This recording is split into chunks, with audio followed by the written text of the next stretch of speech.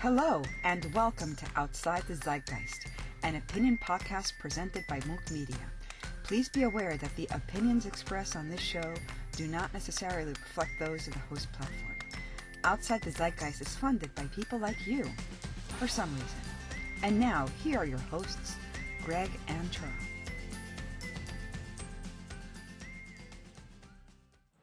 All right, this is Outside the Zeitgeist, episode 26, and I am your resident misanthrope, Charles. I'm a resident skeptic, Greg. Cheers, Greg. Cheers, Charles. Don't forget to dislike, share, subscribe, comment, and most importantly, dislike the video to express the feeling is mutual. And before we get into the nightmare fuel, we got some comments. We got comments! Oh my gosh. So this one, the first comment was on our first episode, because YouTube apparently is the only thing that shows us comments.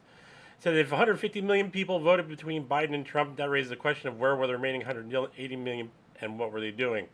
Well, most of them were kids. Yeah, you see, I feel like that's I mean, if you're not thinking about the fact that, by the way, one of our largest segments of the population is not only the old, but also the very young, and the fact of the matter is that probably about a third of the population, about 100 million at least, I think. The voting block is 220 million.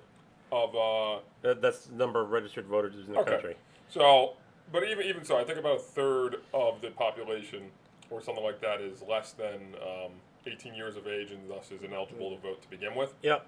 But it's something that is interesting to see. This is great. Kind of reminds me of Yahtzee and Gabe's weekly podcast, but this isn't the reason why I'm subscribing. No, that honor goes entirely to your Samus statuette in the background. That is actually an amiibo, and we love the fact that you subscribe, not for the content, but for the little bullshit. Excellent. I love bullshit.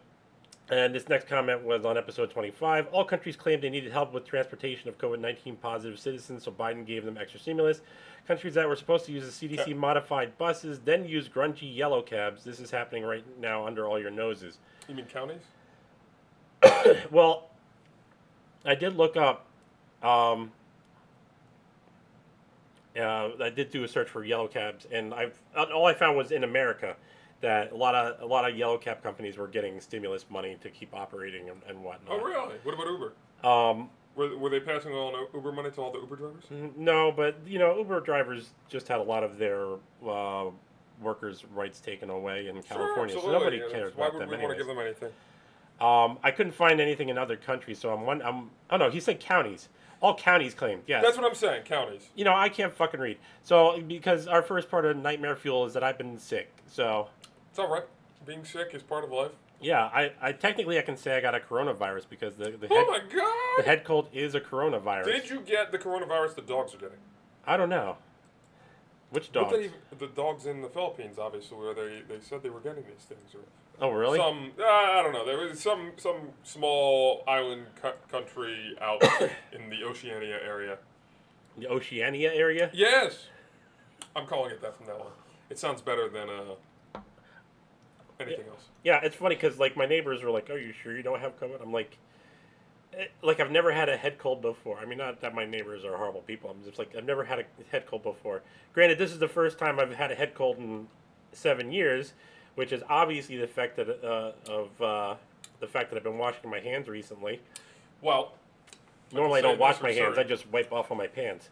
Ever since I got what I believe was the common cold about 3 years back, I've not had any issues with sicknesses since. It was a particularly strong version. I don't know what happened that year. All I know is that my immune system did not respond as quickly as I wanted, and thus I recovered within 3 days. Yeah, I mean, I was pretty... But not before passing it along to my father, who also recovered within a week. I was pretty back to normal after only a couple of days, although I still had my basket full of magic nose goblins. I'm pretty sure I lost 20 pounds of mucus, but, It's about par for course. Yeah, But speaking of people getting sick, so apparently the CDC is not going to count people that have gotten the doom spell and have gotten sick. For what? For when it comes to people getting COVID or whatever. Oh, that's wonderful. Yeah, let's not count them. Yeah, this was a little nugget. So they're not going to count them unless I guess the situation is extreme. Extreme. Oh, you mean like the people, especially the children, the men, the boys, who are getting all those heart conditions? Oh yeah. Oh, Would that be extreme? I'm not certain. I'm not sure. You know, I don't think a meteorite striking the Earth would be extreme either. You know, wiping out all life on the planet. No, absolutely not. No. Oh. What's this next thing?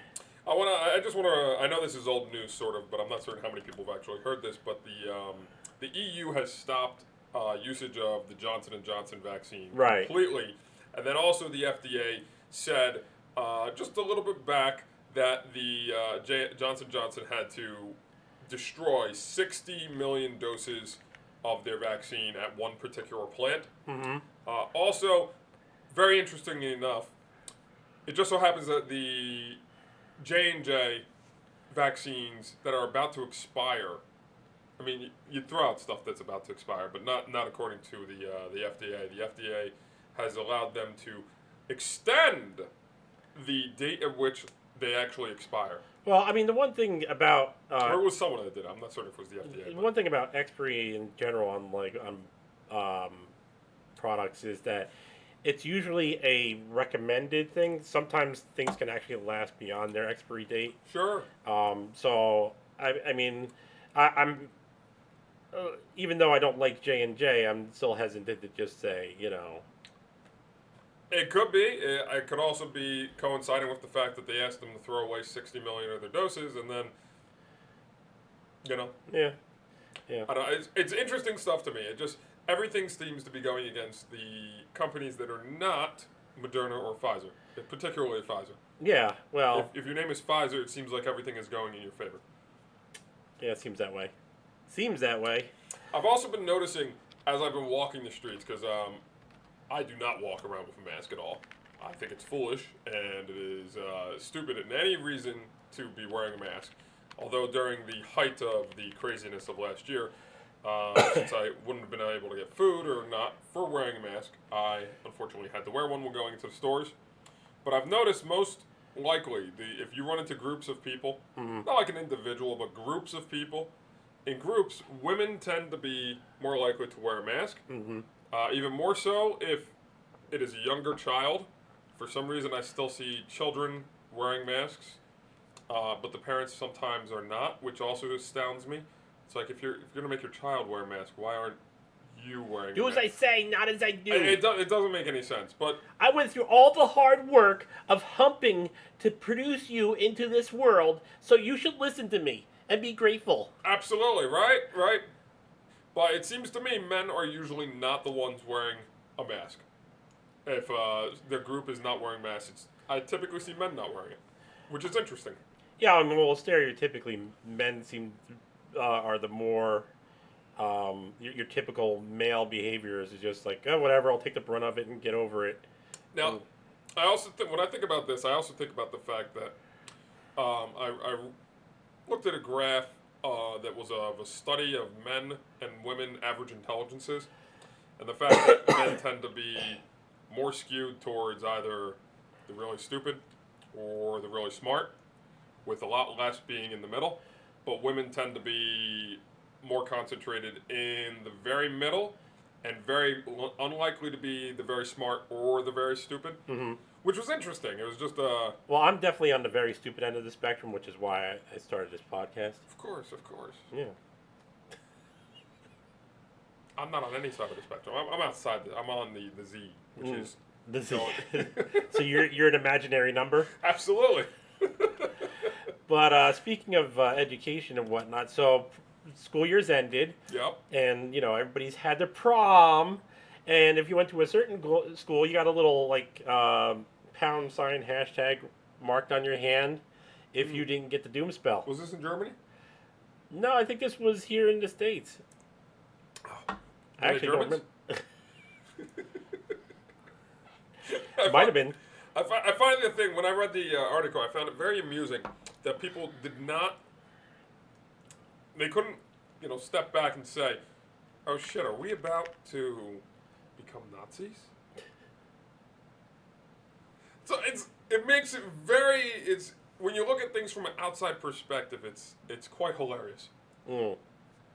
But this whole thing with the disease has been kind of interesting because apparently now I haven't really looked too deep into this, but apparently Google has helped fund the Wu flu. Now, correct me if I'm wrong, but doesn't Google actually also have some financial interest in some like vaccine sites or vaccine companies? They might. I believe I'd be surprised if Alphabet didn't. I believe that they have what's it called? They have financial interest in 2 vaccine companies. So, where have we heard this before? Is one of them Moderna and the other one Pfizer? I don't know. My phone's going off. It's a real unfortunate thing. Why is it going on? I don't know, because apparently, I wonder if that's Red saying, hey, let me go find out. Keep recording while I'm talking to Red. Yeah, fuck off, people. It's gonna happen. It's your roommate.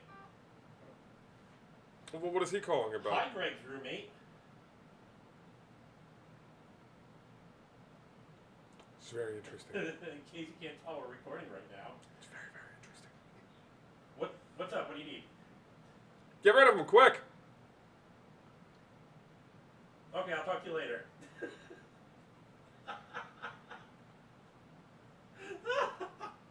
What did he ask about?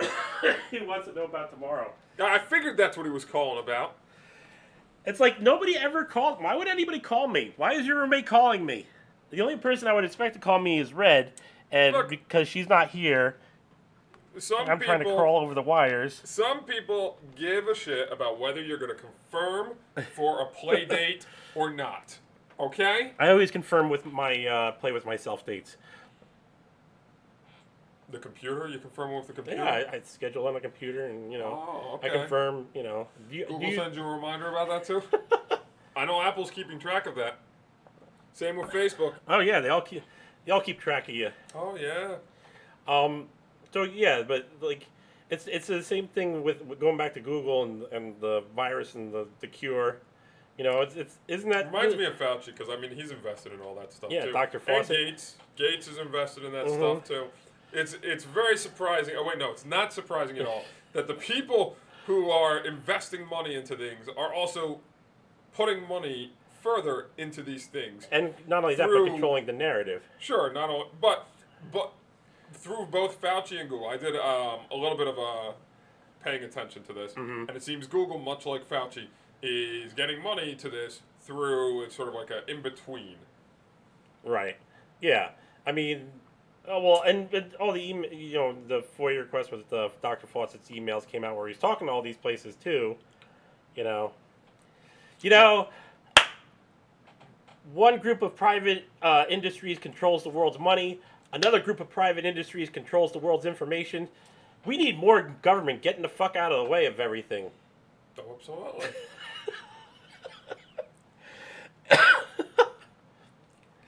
But keeping on the topic of this disease and the quarantine and all that shit. So I saw stories going around that a lot of people were adopting pets while they were quarantined. And then now they're all returning them. And, now they're all returning them and adoption centers are filling up. The New York Times says it's not true. But personally, yes, I would not put this past human nature to just, get whatever, get a pet, because most people view pets as just like an object, not an actual living thing. Yes, it's always surprising to me when I talk to... Well, most people that don't have pets, let me say. No, hold up. I find it very most surprising, of all the people I talk to, who view pets not as actual things, but as objects. Right. When they're vegan. And the worst thing I find about people who own pets is that they believe that they're treating their pet like a child. Mm-hmm. Okay, these are the people that get really into it. Like they think, oh, it's my son, my daughter. Crazy people, like my brother. And I still don't even see them treating the animal as if it's an animal. I still see people treating the animal as if it's this sort of separate thing, but they have the cute names for it and everything. Yeah. So that way it can seem like they're, they get really attached to their objects. Yeah, I mean, well, I had, I took care of 4 ferrets. I miss my little fur babies. They were a great company, but there is the kind of the disassociation because you can't actually like sit and have a conversation with them. So what did you dream with during your 20 hours of sleeping today? You can pretend to have a conversation. Keep yourself somewhat sane. Yeah. Or maybe insane. I'm not really sure in which way that goes. Yeah, I'm not sure either. But did you hear about the children that were victims in a shooting in New York City? No, I did not. Well, apparently they got tickets to a New York Yankees game or something of that matter. I didn't understand why they got these tickets or why they got to participate in something. Oh, wait. I think I did hear about this. You did hear about this? Yeah. I did surface level looking into this, and I just found it. I'm looking at the article, and I'm trying to figure out, was there something involved with baseball, and somehow that's why they got this, or was this because they were children, and they was like, oh, maybe they'll think it's fun to be in the baseball thing after being shooting victim. I just it didn't make any sense to me. Yeah. No, I didn't even look into that because I was just like, what the fuck ever. I was just like, what the fuck? So that's all you really heard about it? Is just that's all I heard about it. It was the strangest thing to me. It's like, I guess maybe they just really need to fill the seats in. I don't know. I don't know. I was heard about it on one of the podcasts I was listening to. It's like victims of shootings are getting baseball tickets, and I'm like, what the fuck? It doesn't surprise me because it's with New York City and all these other localities just giving out stuff for things happening to you. It just seemed like, oh, this is the next progression. We'll just start giving out tickets. I mean, how else are you gonna use government money to fund the private corporations that own the teams and the stadiums? I think we already do that in much worse ways. But there's, on the flip side of that, there's been all these stories of kids going against the school boards. Like this one kid got up in front of the school board meeting and was blasting the administration for having a Black Lives Matter poster in the school and saying it's political speech. And they're like, no, you don't know what you're talking about. You're 9 years old, blah, blah, blah, blah, blah. Like, much more genuine appeals to authority than the 5 minutes I saw of Greta Thunberg talking. Oh, yeah. She seemed very brainwashed. And meanwhile, you had this other guy, this other school board meeting where this guy, he got up there and he was yelling at them for wanting to teach critical race theory, and Then he got arrested. And then he got arrested. I'm like, what the fuck? You gotta love the hypocrisy of life. Yeah, well, that's us humans in a nutshell, hypocrites. Yes. I mean, we only like things when they suit our purpose, and otherwise, fuck you. But that's not true. I like things when they don't even suit my purpose. Because they suit your purpose other ways, or your other purposes. They suit the purpose of not suiting my purpose.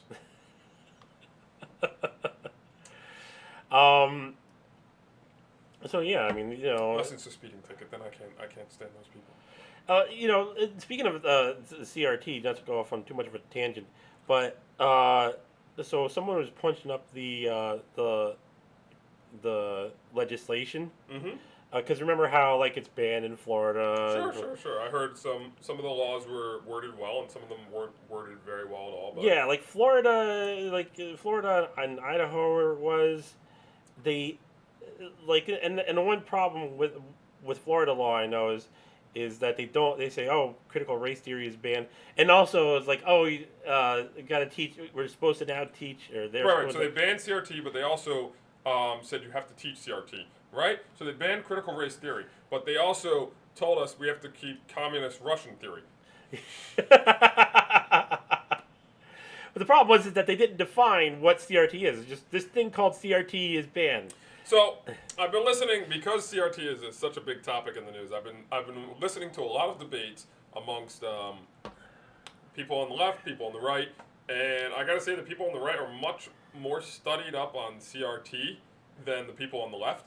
And it's not surprising to me because I find people on the left just tend to go along with whatever they're told to go along with, and then they try and find ways Well, to... I find it on both sides equally. It is, but when I'm saying on this particular topic, people have been told, this is a good thing. We need to have it. And they're not being told why it's good. Right. And so there was a conversation I saw between Destiny and some other guy, and between Actual Justice Warrior, and they were having it on one of these modern debate platforms and such. And when he started going into why he thought it wasn't any good, they had literally no... There was like no defense they had against what it was. Their only defense was, well, it's not being... What is being taught is not critical race theory in the schools. And this seems to be the only defense I can find from people on the left, is that critical race theory itself is not what's being taught in the schools. It is at the academic level. It's...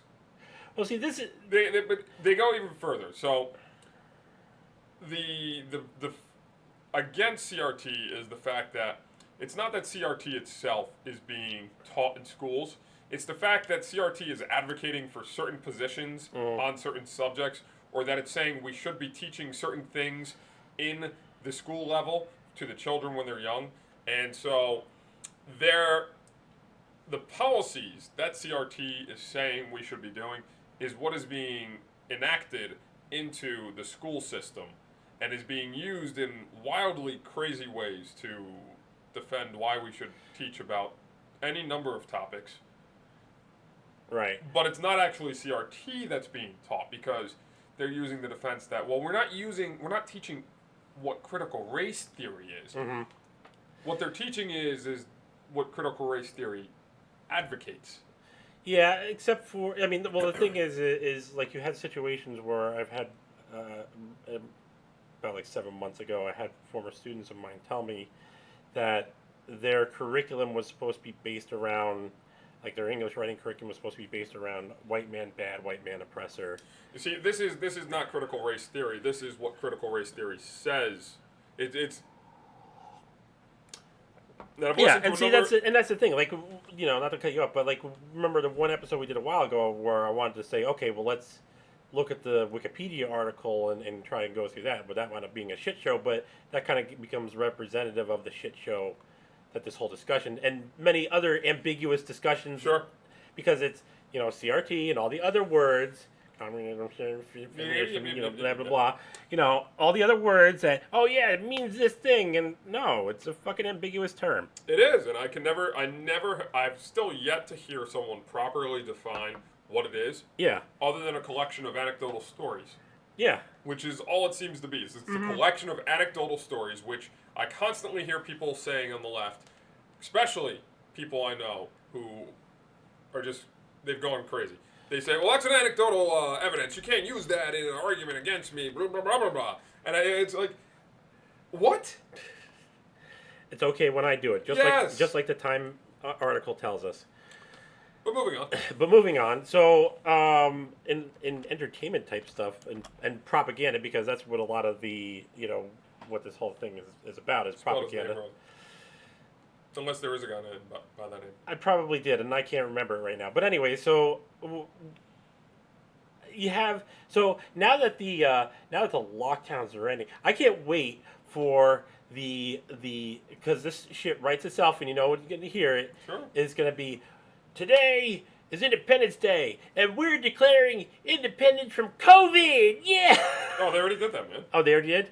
Oh, yeah, well, I guess I'm late to the party then. You're definitely late to the party. There was an entire musical that was already done on that. Well, I mean, but the whole thing is like you have all these late night shows. Did you see the one with what's that actor? Colbert. Oh, that's right. Why did I think there was an R there? Oh, I'm thinking somebody else. But no, so like you have Colbert, you have Jimmy Kimmel, and Look, all these guys doing these videos. All these COVID crazy musical ensemble things have been happening. Vaccine. They've been happening since last year, man. I've watched at least 10 of them, not purposefully, but because some of the people who put out funny content include it to. There's one thing, Fleckus Talks. Uh-huh. Okay, so he used to do a lot of stuff on YouTube, but because YouTube has been oppressive in many ways and such. Right. He's moved all his best content to Rumble, and so he puts out every week. He puts out This Week in Culture. Right. Okay, and This Week in Culture is one of the best segments. That's about 20 to 30 minutes you'll watch, and it's just a bunch of clips of people that are doing absolutely crazy, stupid shit. Yes. And it just so happens every now and then he catches a really hilarious viral TikTok video that someone's put together. Mm-hmm. They just make it in. It's like, wow, these people are insane. I'm just looking at my image in the video. It's a good image. Yeah, it is. You need a white line of light coming down your face. I guess I'm receiving. Well, I should be burning. Blessed. Yeah, I was gonna say I'm being blessed. I'm not burning alive. I probably have to fix that at some point when I give a fuck. But whatever. But the other thing about Colbert is you had him and Jon Stewart the other day. I still say that. You finish and I'll well, so Jon Stewart was going on there. He's like, "Oh, there's a lab in Wuhan called the coronavirus lab." So, you know, he was purposefully. If you watch that segment a couple times, like Mm-hmm. I have, every single statistic that he says about the lab itself Mm-hmm. is completely off. I think he mentions it's a level 4 laboratory, but it's a level 3 laboratory. Mm-hmm. He calls it the Wuhan lab of coronavirus research. whatever, and it's the. He doesn't even say that, but it's something to the effect that it's the coronavirus research Right. lab, but it's the Wuhan lab of virology, which has been repeated ad nauseum over the past year. Right. By those that are allowed to repeat it. And listening to it, it's a funny sketch. Don't get me wrong, and I think it's very well acted by both him and Colbert. Yeah, see, that's the thing is that some people are saying that Colbert was actually genuine in his pushing back and his hesitancy. I don't know if Colbert was genuine or not. He may not have been let in on the fact that Stewart was probably there to just lean into the narrative that, oh yes, Wuhan is... Because where was Stewart before that day? Yeah. He at least I didn't see him in any of the spheres that I troll through. Right. Him talking about it, I know someone would have mentioned it because they're on top of these things. They get clips from all over the place of crazy things that people say. Mm-hmm. So I hadn't heard him say anything before then. Maybe he just didn't want to say anything because he didn't want to be lambasted in the news and stuff like that. Yeah, I mean, it's kind of hard to tell either way. I'm just.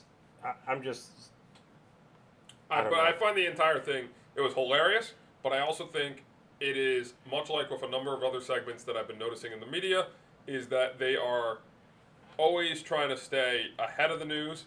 And so if they're trying to stay ahead of the news, they want to lean into the fact that, oh, we don't think it's the lab theory, but we're going to talk about it anyways because it's probably going to be the lab theory. And this is us walking back our entire statements of last year just because we didn't want to be associated with Trump at the time. Yeah, but speaking of like the lockdowns ending and everything like that, so I came across a thing. I didn't look too deep into it. It was a headline I saw, so might want to be checking out. But it said half of unemployment during the lockdown was stolen. During from the past year, half of unemployment was stolen, and I believe it was from like what little I caught was that it was from like cartels or like these criminal organizations that somehow managed to get the unemployment money through these legitimate means. I would not be surprised if the cartels did manage to get the money, because for some reason we sent $10 million over to, what was that country, Iraq? I don't know. Pakistan or something for gender studies or something like that. So I would not be surprised if there were legal ways that they did get the money. I mean, when you think about it, and how like much of our government is even like criminal operating in nature, when you have strange shit like the reporter who broke the story of Clinton, the Clinton-Lynch tarmac theory, being found dead. This was something definitely interesting to hear. It was very interesting to hear. It's not like anything bad has ever happened to anybody associated to the Clintons. Absolutely not. You know, No, I would never suggest that. Or Kevin Spacey. Never. No. No.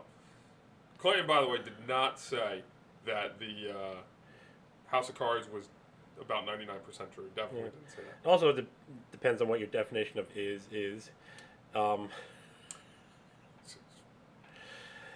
That's what Bill Clinton said during his impeachment. Definitely. But beyond that, too, apparently American prisons are just so god-awful. Really? Yeah. You're just learning that now? I mean, they must be the worst in the world, am I right? Sure. Because why else would McAfee just decide to off himself after... Well, same reason Epstein did. I mean, same reason Epstein did. Epstein didn't kill himself. Definitely did not kill himself. You know what I find hilarious about the McAfee thing is the amount of times he said he wasn't going to kill himself. I was listening to Tim Pool and his guest. They were talking about it. It's like he was a troll in life. With the things he did, how do we know this is not one great troll in death too? I know, right? But there's a lot of evidence that seems to suggest that it probably wasn't. But at the same time, there's always the possibility that someone looks at life ahead and decides that it's not worth the living. Yeah, the one thing I'm not certain. I think one way might be the other. The one thing I do kind of notice though is that like people kind of celebrate him for getting out of paying taxes, and yet you have like Bezos and Bloomberg and whatnot getting out of paying taxes, and they're hated for it. This is what it comes down to. Okay? Do I like the person? Second thing, what it comes down to. Do I envy that person? Yeah. Because there's a lot of people that are very envious of Amazon and what it's been able to accomplish, and how far it's expanded. Which it totally did on its own. Absolutely. Out of a garage. Same thing with Google. Out of a garage. Same thing with Microsoft. Same thing with Nirvana. Apple. Also out of a garage. So people get jealous all the time. Yeah, I kind of have mixed feelings towards McAfee because like he had, he was trying to get out of paying taxes, and that's why he was getting extradited to the United States. So it doesn't make him a hero getting out of paying taxes, but or even if it's just this whole thing. If people are people and people do stuff. People do happen to do stuff. I mean, now me, I will admit, I am a horrible human being, and you should not like me in any way, shape, or form. Yet you're paying taxes. And I pay taxes when I have to pay taxes. Although, I actually suspect that if I get audited at any time, the government's going to wind up paying me money. But no, that'll never happen. In fact, I think all the money the government has already paid me is just a means of getting me to pay them more money. I just noticed that you shaved a few days ago. Yes. So, we should probably take a quick second to talk about this because we didn't record last week. I left a little note in the comments, which I'm pretty sure nobody read. Well, I mean, that we 5 people. We might that we weren't going to record Monday, might not record Thursday. We should have mentioned it at the beginning of the show, but There we were in the midst of unfortunate things. I was in the midst of complaining and I was sick. Yeah, it was just unfortunate things happened in life. Well, I mean, there was actually valid reasons. So. No. They were unfortunate things that happened in life. Oh, what, last week or? All of it. Well, I mean... Getting sick, having to go to the barbecue. All of these things are unfortunate things that happened in life. Well, I mean, the main things that happened last week, with me, I had a lot of time scheduled to be molested by my inner child. That much? Yeah. Wow. Red was getting elective surgery to have her chesticles relocated, so instead of being horizontally aligned, they're vertically aligned. Oh, I see. So she can be a vertical chest feeder. Yeah, and you were going to have that huge fight between your Jufro and your beard, and obviously the Jufro won. I'm not certain it did, man. I put it's pretty flat right now. Yeah, but you cut the beard off. I think there were some casualties on both sides, sir. So it was a Pyrrhic victory. So yeah, that's why we didn't record last week. For those of you that actually give a shit, we've got a couple of new subscribers, and like I said, we had the comments and everything like that. But going back to the topics, speaking of money, so money.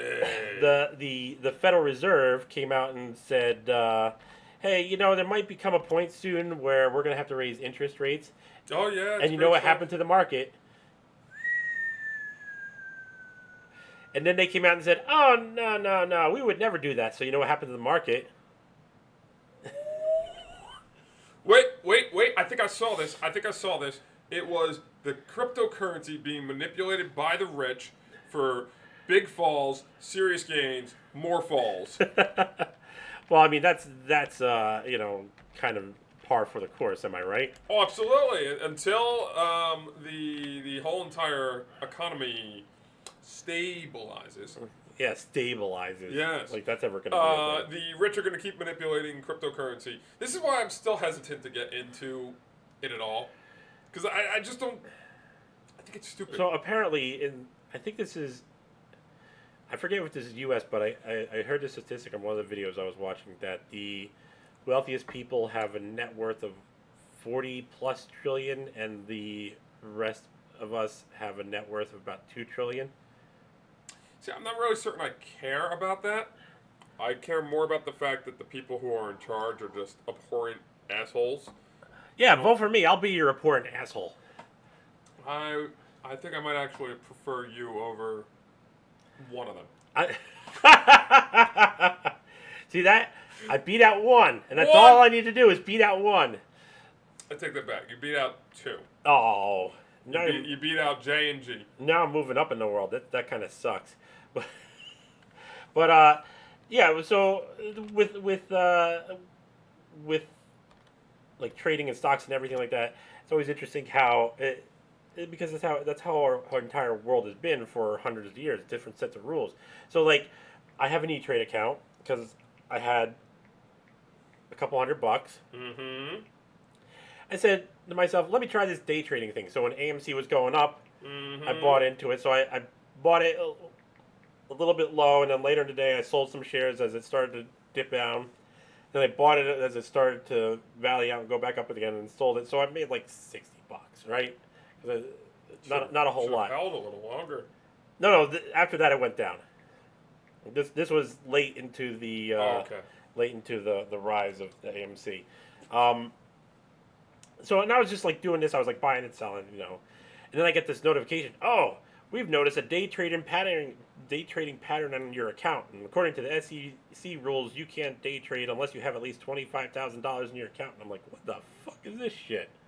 So this is, I think I told you this the other day, but this is how the rich stop the poor from becoming rich.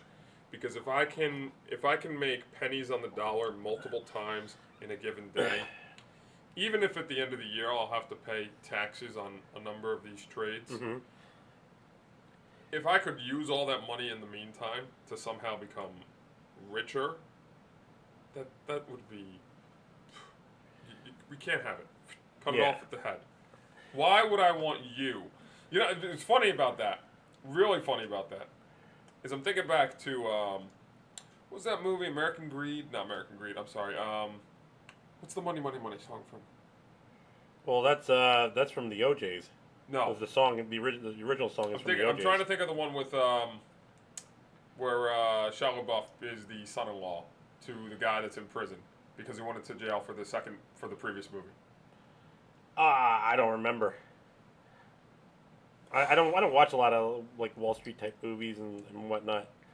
I saw The Wolf of Wall Street. that's. Oh, and what was the one with Sheen? Wall Street, yeah. Sheen and Sheen. LaBeouf. We're gonna find movies. I'm gonna come up with this real quick. Go away. Go through quick. Why is it not in the top movies? American Money. Wall Street. Wall Street, Money Never, whatever. Okay, so the original Wall Street was Charlie Sheen and Martin Sheen. Yeah. So the original Wall Street, the main actor, goes to jail at the end of the movie. Right. He gets out of jail in the second movie. Within a week, he goes from no money to $1 million or $100 million or something like that. And it's supposed to be, he's so good at day trading that he'd go from no money to a ton of money like that. Yeah, and I have a 10-foot penis. with the world's smallest ruler. You would not be allowed to do that, even if you could have figured out a way to do it. If I have $10 and I'd start trading on the penny stocks. So I tried to think that I was like, well, could there be a legitimate reason for doing this? And I was like, well, if you created a whole bunch of like individual accounts and was having all those accounts like work in tandem day trading, but that doesn't make a whole lot of sense. They could just do that. If I did 5 accounts at $25,000 a piece, and I started doing 5 different accounts all buying the same thing, why wouldn't I just do one account? What advantage do I get with 5 different accounts? I mean, the only way I can think about it is where we create a problem is if there's algorithms looking at how many people are doing buying versus the volume of the buying. Can I take an action to buy the stock, then sell it to myself of another company, then sell that stock to another one of myself, and by the time we've done all this selling action, my 4th version of myself can buy it up real cheap after I've brought down the price so far, and then I don't know. I mean, I'm not certain. See, I think it's all strange. One of the biggest things I find that's interesting about modern stock is the fact that there are no physical pieces of stock. Yeah, it's not like back in the day when you had actual certificates. Yes. But, I mean, and the other thing, too, is what is stock trading really, like, if you make your living off of it, I just don't get it. I just don't, making money off that way is just, there's just no fulfillment. There would just be no fulfillment in for me because all I'm doing is just making money off of the backs of other people without actually doing any real work myself. This is that's basically you're grinding. Yeah, you're grinding information, but for what? What use is it? Nothing. Well, this is why people don't like stock traders. Yeah, exactly.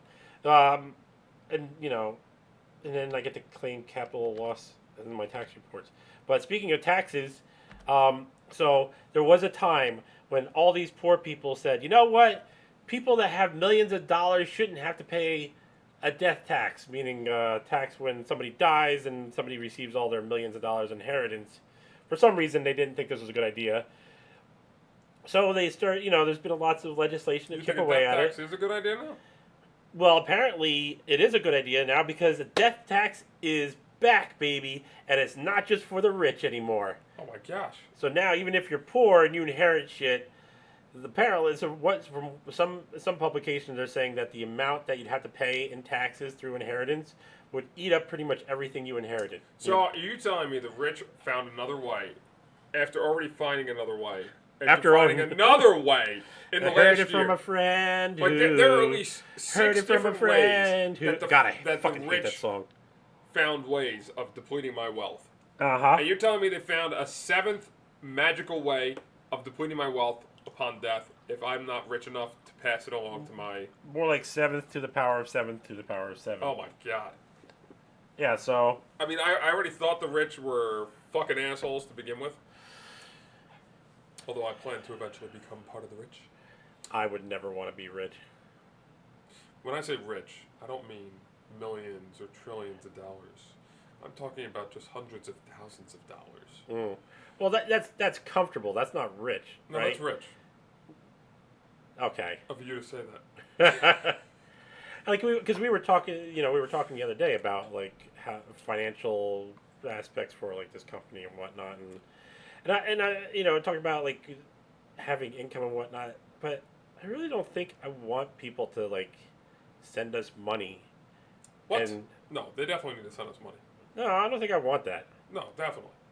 Because what the fuck are they going to send us money for? Just so I can just be some other talking head that winds up having a whole lot of money and with nothing to lose. So I can say all these things because I got money, blah, blah, blah, blah, blah. That's not what it's about, man. No. That's not what it's about. I understand, but that's not what it's about. No. I'm just saying that's not what it's about. I just don't want to. I really don't want to just be one of these assholes who, like, so many years down the road just has like $100 million. I'm like, whoa, how did I get here? And meanwhile, I'm really part of the problem of society rather than any sort of solution, Well, or just you should standard take the money by. that other people give you and put it towards other causes, which is what I try to do. Yeah, I try to put my money towards people. Well, yeah, I mean, like, last year I gave both stimulus checks to the food bank. I didn't do this one because, it's fucking craziness right now, but... I heard there's going to be a fourth one. Yeah. I also heard I will bet my IRS, life down that it happens. I keep on reading emails about someone telling me, oh, the IRS is going to suddenly give you money back on all the taxes they took from the money you got. And I'm like, what the... Well, speaking of the IRS, because BLM... Oh, is this? Please tell me this is the one. This is about the founder who bought a couple $1 million in houses. Patrisse, whatever the fuck her name is. This is great. So now here's the thing, right? So there's accusations of tax fraud going around. So last month there was. I would not be surprised. Yeah, last month there was apparently a indictments brought up by the FBI on one of the Atlanta organizers for allegedly misappropriating $450,000 in funding and donations as using personal use. But the new thing that's come up, let me just get the information out before you say it. The new thing that's come up is Patrisse Cullors, her name is. She's failed to disclose the information to the IRS. Now, on its face, that's not really saying much, but considering that this organization hasn't really given much to the people that it's used to prop up its "Hey, give us money" campaign, I wouldn't be surprised if there wasn't more sinister things going on there. When can I declare BLM is really Black Lives Mafia? Do they have to go to jail for tax fraud in order for them to be... Well, I say that if BLM was really about like racial equality... Which you're not. It's very obvious. There's even founders who have said, no, I'm done with this. It's not about black lives. Well, no, just like racial equality in general, then it's always I talk about the shitty slogan syndrome where why would it be Black Lives Matter? Because that doesn't say anything about equality. No. You would name it something like Black Lives Also Matter, and then your thing could be blam. I was thinking about some terrible legislation that have awful names that are very deceptive. Mm-hmm. And I was thinking about that with regards to BLM because one of the guys I watched was just... BLM, not blam. Yeah, unfortunate. Bad marketing. And It's the shitty slogan syndrome. I really can't help but think that even more now, because of how many people from BLM were just cycled through the prison system, they somehow got in and out of the prison system within a matter of days. Well, not that in and out. So, the whole entire BLM itself strikes me as a... If I were to really think about this and dive down my conspiracy theory hole, I would say that BLM was actually just created by the Democrats, and they gave it a really fun-sounding name, sort of like the new voting... Blam sounds more fun. No. Blam does not sound more fun. It does sound more fun. Because it doesn't achieve the message of mass brainwashing, making people believe that it stands for one thing, when it secretly doesn't mean any of that at all. Blam is effective. Blam. I know, right? Blam! So, Blam! You get out there. Blam! Racial equality. It's like Spam. In the place that I work, now there's pork. Oh, I'm sorry. Spew. I ain't got nothing. No, I'm just thinking of Harry Potter, terrible Harry Potter memes. Okay. Owls, newts, ordinary wizarding levels. I don't know where J.K. Rowling got her inspiration for those crazy, but they were great. Spew, society protection, elf something. Everybody loves an acronym. Yes. That's why BLM is so good, and why ACAB is so bad. So BLM rolls off the tip of the tongue. Much like Blam rolls off. Let's move on. What's this next thing you got? So, housing. I know we've mentioned this in previous episodes with Blackstone, that's picking up all of the housing over cost and everything. But I've also noticed that a lot of people are confusing Blackstone with BlackRock. Mm-hmm. And BlackRock is not actually participating in the buying up of housing as much as Blackstone is, which is interesting.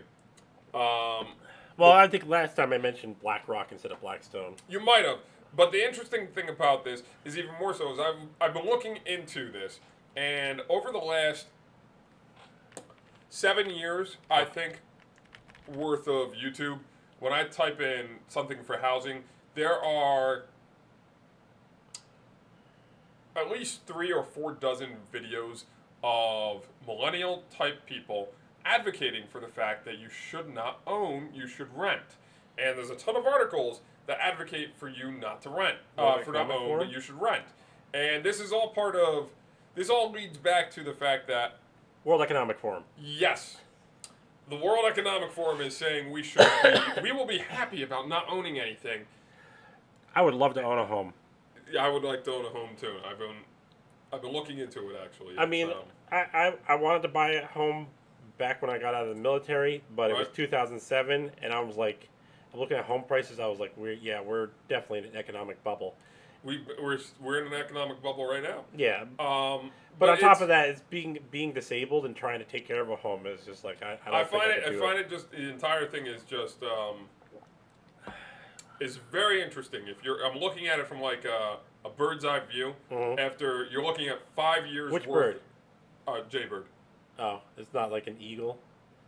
Or maybe no, I don't have an eagle eye. I only have a blue jay's eye. Maybe a swallow. No, you got those. Eagle swallow. But you look at the entirety of it, and I've heard people talking about it, but it's very obvious when you look at like 5 years worth of history of articles and people talking about it on YouTube, is that there is a big push for people to just rent and not own, which is really scary. Yeah. Yeah, definitely. It really bothers me that we have all of these people pushing for bad ideas, and I think it's just it's another indicator that society is more gullible than I thought. Well, one thing too is how much of people want, like in my case, right? Like I have enough trouble just maintaining my own body. Forget trying to maintenance a house, but that's the thing, right? How many people, well, either don't have time because they're forced into both partners working, or are just too lazy to actually take care of an actual house. That leads into another topic I want to talk about on a future episode. Okay. All right. We'll talk about that after the show and get that in the notes and everything. But speaking of working on things, if you happen to get picked up by ICE, you definitely have a job that doesn't pay anything. So if you get picked up by ICE. Yeah, you get picked up by ICE and you're waiting to be deported, like all the camps where they got all the people. Mm-hmm. You definitely got some work for you. Mm. You're not going to get paid for it. Mm. Because apparently ICE is contracted to basically have slave labor. I mean, not surprising considering who our vice president is. Is it very interesting that she said she was going to go to the border after Trump said he was going to go to the border? Yeah, now there's a whole kerfuffle over that. I'm still not certain. I think I stand by the fact that the last 4 years were amongst the most entertaining times in the news. You really gotta appreciate sort of like it's a nice glass of wine. If you were to look back at 2016 from today and just look at how the news reports stuff, and you just keep on going forward, enjoying that glass of wine, taking a sip every now and then. It is hilarious. I equate 2016 to 2020 with maniacal laughter. It's good stuff, and I'm hoping that the trend is going to take. I think we're in a lull. I haven't had any good humor in a minute. Oh yeah, because there's no boogeyman to. But now you got, if you want stuff fixed, hey, ICE has got some free labor for you. I'm hoping it ramps back up again, because if anything, I just want to be able to, I want to regale people in the future. There was the best time in my life. It was the best of times while it was the worst of times. Oh yes. Oh yes. Are you quoting that book? No. No, I'm not. Oh my God! But and the result that has come of it, like you have all these people from January 6th that are sitting in solitary with no, they're getting a Julian Assange treatment apparently, and that makes sense to me. It's the government. Well, it's our side over yours, right? I mean, but that's the kind of thing of both parties, right? The both sides of the donkey fit in the sheep bowl, is that it's all party over people, right? So to think that the red side of the sheep bowl, Team Red, wouldn't do the same thing anymore is absurd. Well, it's just purple. There's a purple party. It's not the party of the gays. It's a purple party. I thought purple was more like a black color. No. Because my ex-wife, she was black Hispanic and she loved purple. Well, I mean, it is their color of sorts. Yeah. They look pretty good in that color. That's beyond the point. It's you take the red and the blue, you mix it together, you get purple. It's a great in merger. Both color spectrums, by the way. Yes. Additive and subtractive. It's a great merger of terrible ideas. Speaking of terrible ideas, so, how we got to protect the people with more melanin in their skin. So apparently the Biden administration defends the idea of Puerto Ricans, people living in Puerto Rico, not necessarily Puerto Ricans, but people living in Puerto Rico don't deserve disability. So like Social Security disability or whatnot. Wait. Are we denying our own citizens Social Security? Apparently. I think it's from Social Security, but it's disability. So here's what happened. This guy was getting, it was Social Security disability, and he moved to Puerto Rico. Right. And then after a while, they were still giving it, and then after a while, they're like, hey, you're living in Puerto Rico. You shouldn't be getting Social Security disability. Why? Because he's living in Puerto Rico, because apparently that's the rule. So... wait, hold up. Even before that, I want to take a step back. Because I've always considered Puerto Ricans to be... They're American citizens. Yeah, they are American citizens. So you're telling me that if you live in Puerto Rico, you don't even get to participate in the Social Security system that we set up? Apparently. So Biden was defending this. Really? Yeah, Biden was defending this. It's going to the SCOTUS, but I should mention the case first. The government sued the guy for $28,000 that he got in Social Security disability, and it's going to the Supreme Court. Excellent. I love it when cases go to the Supreme Court. They always cause some sort of a tiff in the news. Yeah. Well, I mean, there's a lot of Supreme Court cases that were decided recently. We'll get into those in a second. The next thing I want to talk about before we get into Supreme Court cases is the West Virginia Family Court judges. Now, if you remember this is where the West Virginia court judges were going in people's houses saying that, we can just go into people's houses. We're judges, blah, blah, blah, to solve these divorce court hearings. Oh, those crazy judges which don't make any sense? Yeah, so... And if you remember, the judge was getting disciplined, and the what's it called? Well, so the one judge was getting disciplined by the disciplinary board. So now there's a West Virginia Family Court Judge Association, and these are people that this association is like, oh hey, we're all judges, let's go meet and play golf and talk about how these fucked up cases that we had to deal with. So the association itself made itself a party to the case against this judge, and they filed an amicus brief as well. So amicus meaning friend, right? So amicus brief is like friend of the court. So it's people that aren't actually in the case, but they have a vested interest in the outcome of the case. So the ACLU does this a lot, right? When cases go to courts, they'll file an amicus brief saying, hey, here's things you should consider in this court case.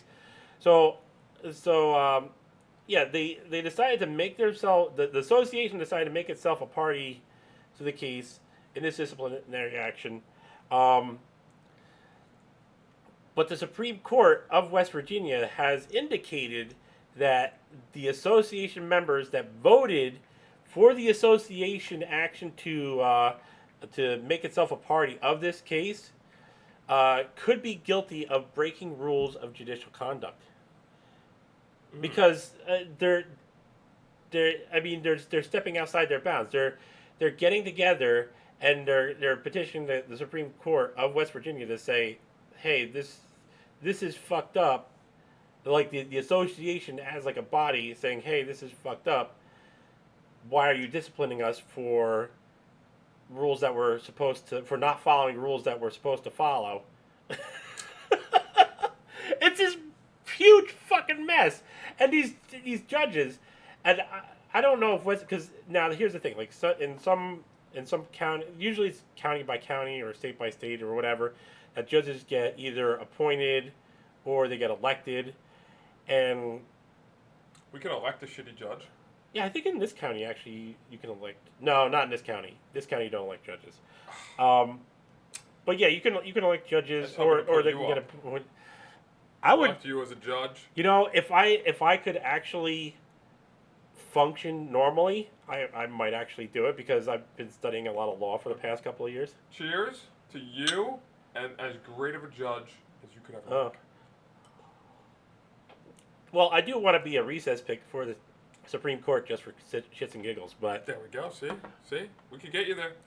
But this whole this whole situation is completely fucking out of this world.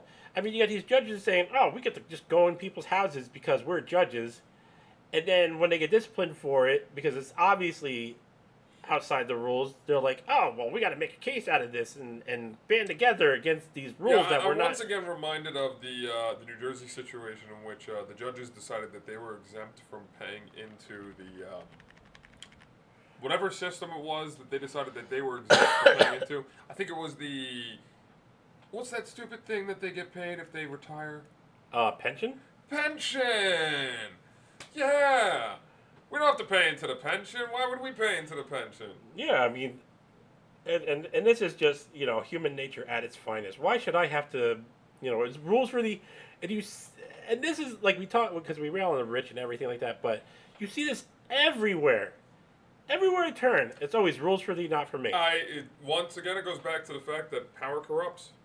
Not even power. People with no power do the same thing. Well, it's because they have a little bit of power, and they think they have more power than they actually have, and so it corrupts them to some degree because they have so much power, except they don't have a lot of power. It corrupts their little bit of power that they do have to... I would actually say that power, because it's not that I don't think power actually corrupts. Let me finish my thought. Sure.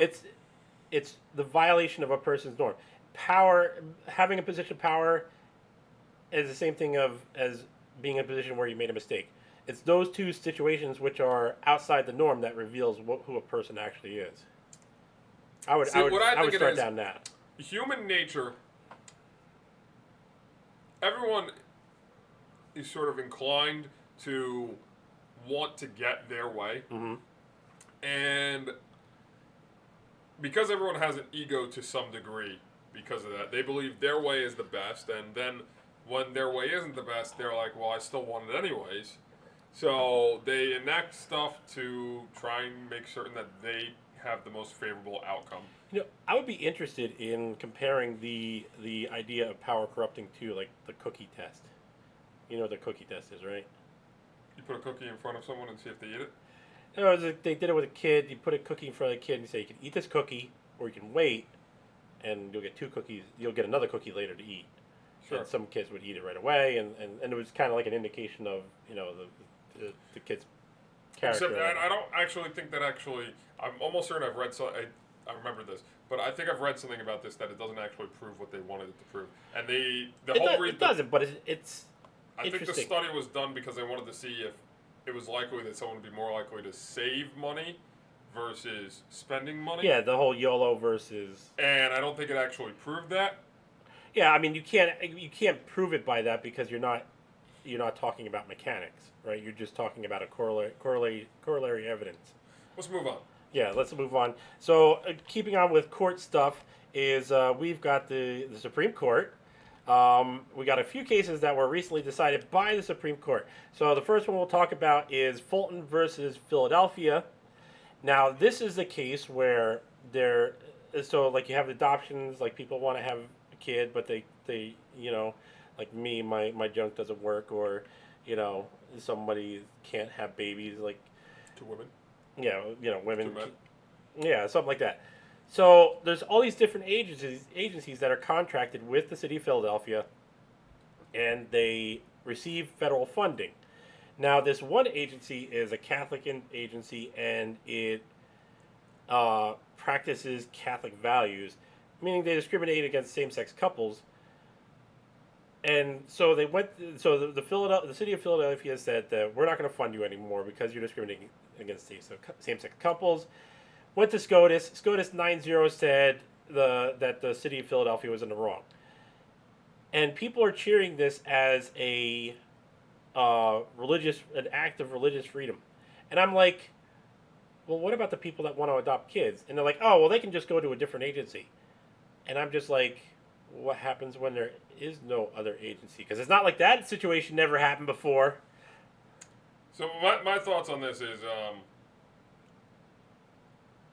I think the Supreme Court was wrong in this situation, but only if the agency is getting money from the government to do this. And I say that because if you're running a business, and it's your business, regardless of what that business is, as long as it's a legal business, if you're using your money and only your money to fund the business, then you should be allowed to make whatever choices that you want. If, however, you are receiving money from the government, and the government itself is bound by certain laws that we've enacted, that we've decided are, for whatever reason, supposed to take place, then by proxy of receiving the money, you would need to also follow the same laws at that point too, because you are at this point an extension of the government's money, which is why you're operating under the capacity of the government, right? Because otherwise you would not be able to function without the government's assistance.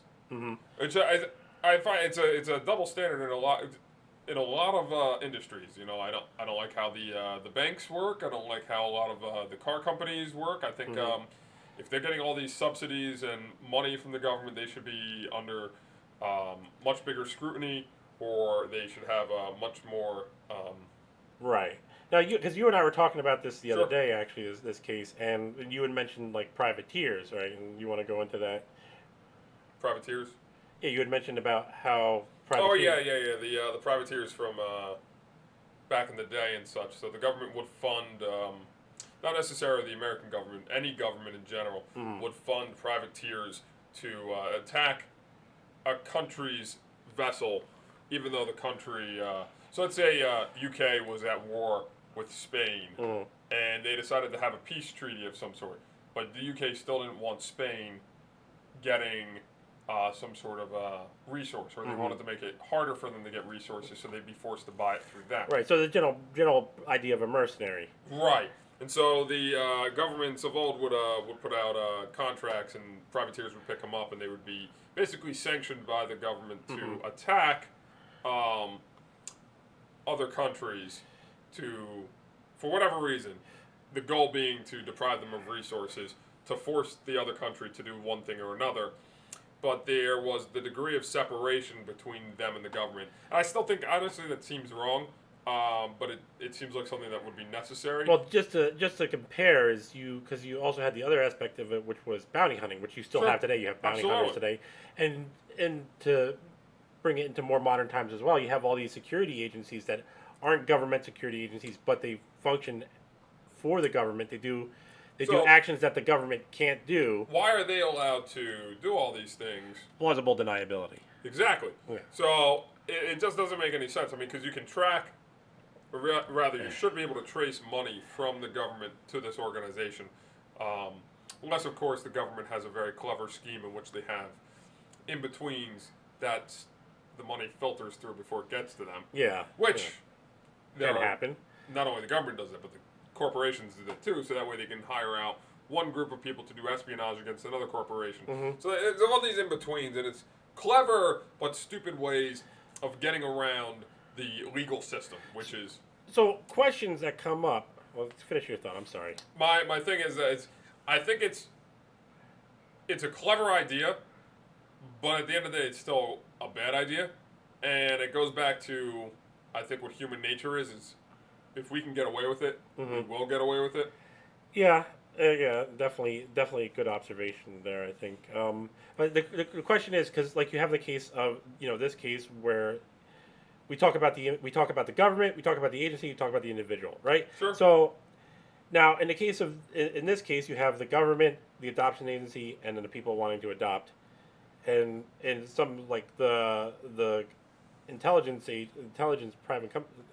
private intelligence companies. You have the government, the private intelligence company, and the individual they're spying on. Now, how far detached are those two trees from one another? Well, in this case, they're just one's an apple and one's the branch, isn't it?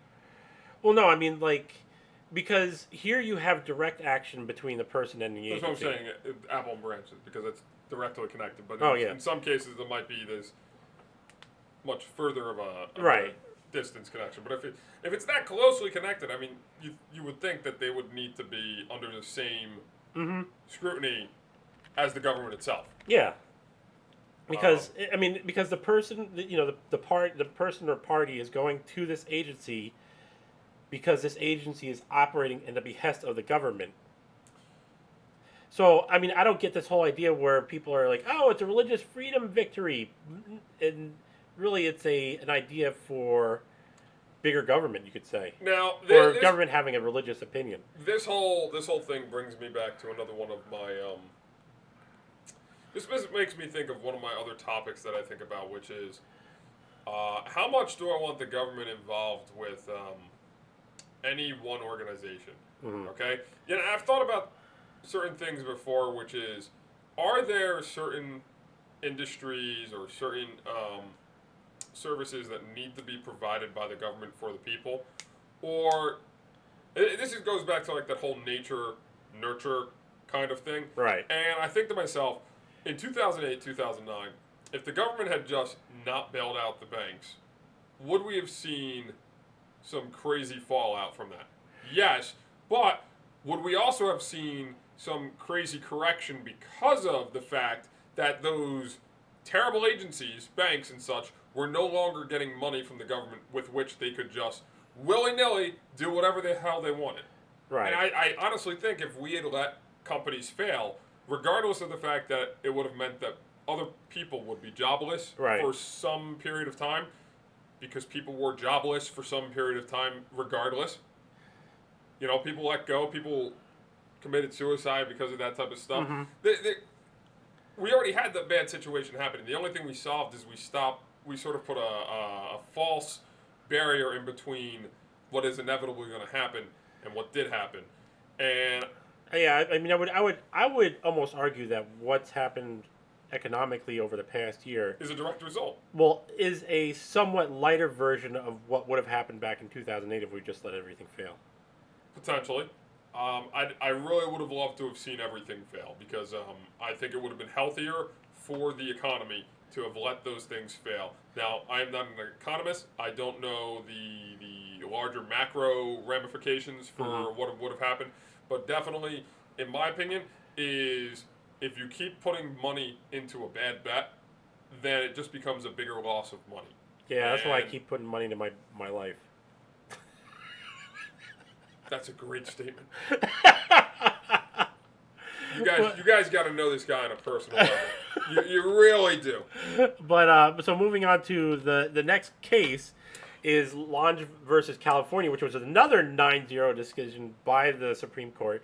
Now, this is a case where this is actually less nightmare fuel, because it's more for the person in general. So what happened is that this guy's driving along, he's speeding, he's listening to music, blah blah blah, rocking along.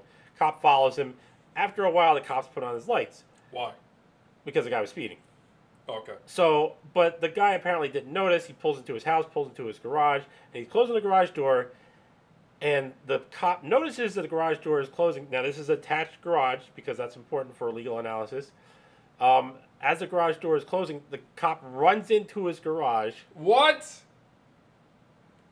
Oh and my God. So the guy winds up getting booked on DUI charges because apparently he was drinking at the time. He was like 3 times over the legal limit or something like that. Is the cop allowed to use that as a reason to? No, and that's what the Supreme Court ruled, because here's why. Like DUI and speeding and whatnot, these are misdemeanor offenses, right?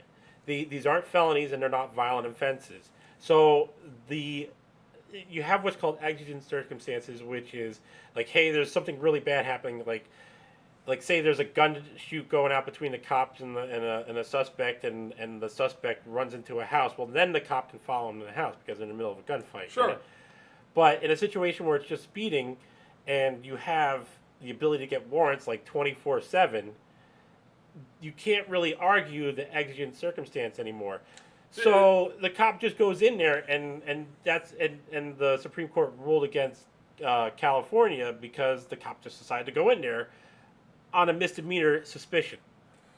This is why I don't like speeding tickets. I think speeding tickets are the stupidest tickets of all tickets, because traffic data has shown that traffic can move smoothly at a much higher speed at peak times or non-peak times, depending on how you're looking at it. Well, and it's more complicated than that. It is more complicated than that. But what I'm saying is, I've talked to people, and I've heard bullshit arguments. Mm-hmm. Like, one of them is, well, the suggested speed is based on how fast, theoretically, you could be moving at any given time. Mm-hmm. And it's based on gasoline, gasoline efficiencies. And I'm like, what the hell are you talking about? Because cars are made for different gasoline efficiency. Yeah. Like my car has the best gasoline efficiency at 55. But, okay. 20 years ago, the speed limit on the turnpike was closer to 50 miles per hour. Mm-hmm. And I remember this because I have terribly awesome memory at remembering things. I remember when they raised it to 65, and the stipulation of raising it to 65 was double the fines. And I think that's still in effect. Doesn't make any sense to me. The entire idea of a speeding ticket seems like a cash grab. The entire thing seems like a cash grab, because you should know how fast to travel based upon what is in front of you or where you're at. There are just common sense. I shouldn't even say that. There are things that make sense based on where you are for how fast you're traveling. If you're traveling on a local road, it's unlikely that you're going to be going over 45, 50 miles per hour if you're in a heavier residential area, because the level of traffic is going to be too high. All right, well, I got a story for that. Please. So I used to manage a Domino's. Yep. And I had one driver come back after a long time on a delivery. Is he baked? No, but he said, I'm not going to be able to work for a while. I was like, why not? I got into an accident and I got a bunch of tickets. I was like, really? What the fuck? What happened? Well, I was going 55 and a 25, and this was an area where there's speed bumps, by the way. It's reckless driving, and he like crashed into a pole. Or not a pole, he crashed through the speed sign, I think. Oh, that's nice. I have to say, on one side, like speed limits, they do make sense in certain situations. What I'm saying is, and I get you. Yeah. Speed limits make sense. What I'm saying is that I don't appreciate the fact that the speed limit is the same at every single time of the day. In the dead of night, okay, when I am on a highway, a major highway, like a turnpike or something like that, right, and there is nobody on the fucking road, and I'm going 80 miles per hour because there's nobody on the fucking road. And then all of a sudden there's a deer. No. That has never happened on a turnpike. The deer are nowhere near the turnpike. I've never seen someone in a car accident for hitting a deer on the turnpike. Yeah, me neither. Makes me think that they put deer pest repellent. Or maybe the deer have learned. Like they have those nature. I never see dead animals. That's on one the thing turnpike. I don't see any of in New Jersey is those nature bridges. So when I did a 660 mile road trip all the way out to Indianapolis, and I got to say, Indianapolis, not much there, but beyond that, the entire time I was going about 75 miles per hour the entire way, except when I was in Ohio, where I went up to 95 miles per hour because their speed limit is 80 miles per hour. It is awesome. Once you reach Ohio and going west along, going west, was it 280? It's 80. No, only in Ohio. Because as soon as I left going Ohio, across Montana. As soon as I left Ohio, maybe on that highway, but as soon as I left Ohio, because I think I was taking 66, it dropped back down to 65 mile speed limit, where I continued to go 75. But I gotta say, the entire time during the dead of night, I didn't run into a single cop. Yeah. I don't know if it was just because I got lucky, but I gotta tell you, it said it was gonna be a 12-hour trip. I would have been there in 11 hours or less if only my battery didn't die my last 100 miles. Your battery or your alternator? No, my battery. I got lucky. Well, yeah. That as long as your car was still running, then you know. Yes, I got real lucky. Well, that discussion was totally relevant to the topic. Moving on to the next topic, another Supreme Court decision is the fuck cheer decision. Yeah, the girl that got rejected from the cheerleading squad and put out the Snapchat that said "fuck school, fuck cheer." Blah. Oh yes, I heard about this. It's awesome. And so she puts out this Snapchat while she's at like a 7-Eleven or something like that in the evening, and she sends a Snapchat to all her friends. Now, somebody who's not her friend apparently picks up the Snapchat, sees it, sends it to the school, and the school disciplines her for interfering with school activities. Yes. And then I heard that she was able to sue them or something like that. Yeah, so she sued them. Went to Supreme Court. The Supreme Court said, "Fuck you" to the school. The student was outside the school, not during school hours, and not even directly trying to communicate with the school or in any way that would try to interfere or doing any kind of message that would even try to interfere with the school. Sure. So fuck you. But this is the thing, right? The thing with like even people. You know, they work at a job. And you work on this and that job, so you must be acting on behest of that job, even though you're on your own fucking time. No, absolutely not. When I'm on my own time, I am acting on my prerogatives. Nobody else's. Yeah, I mean, like, when I used to work at, X job, I would be like a totally normal person at the job, and then I would go off the job and be a total deviant, and it had nothing to do with the job. Are you sure it didn't have anything to do with the job?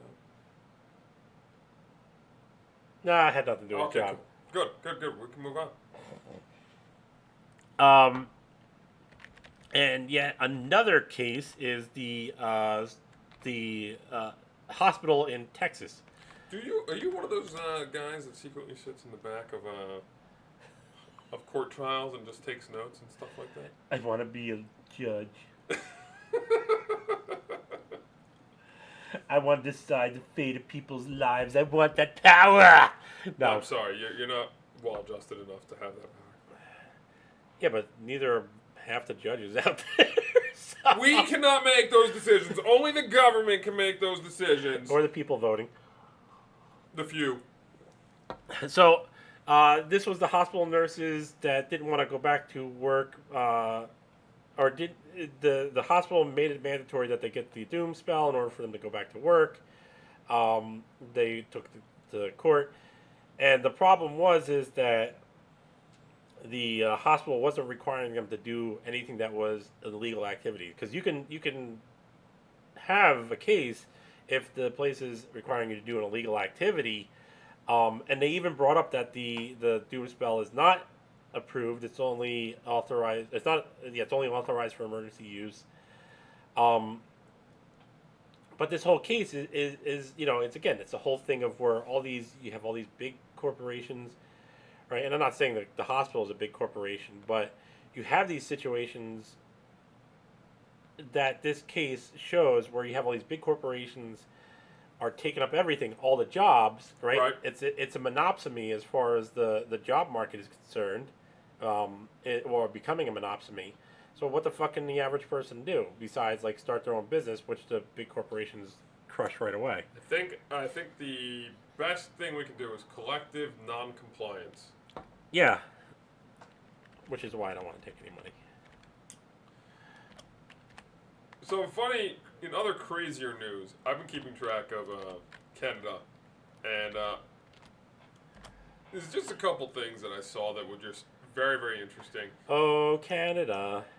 They recently elected they recently arrested one of their own politicians for holding a rally with 20 people out in the open outside. And every time I read stuff that's happening in Canada, I just keep thinking, wow, they're further along the 1984 timeline than we are. Because I firmly see the United States trying to move towards 1984, which is scary. You know, it makes me really sad to say this because I kind of wanted a daughter at one. I wanted a daughter at one point, but I know I'm not gonna have any kids now, so I'm like, fuck it. And if I had a daughter, I wanted her name to be Tara. But like, I just call what we're living in now, I call it totalitarian terror.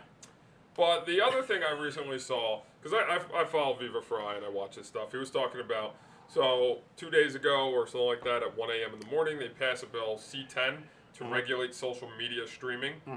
And initially it said in the bill that it wasn't going to apply to users, but they took that out. Of course they would in the dark of the night. Because all democracy happens in the dark of the night. Absolutely.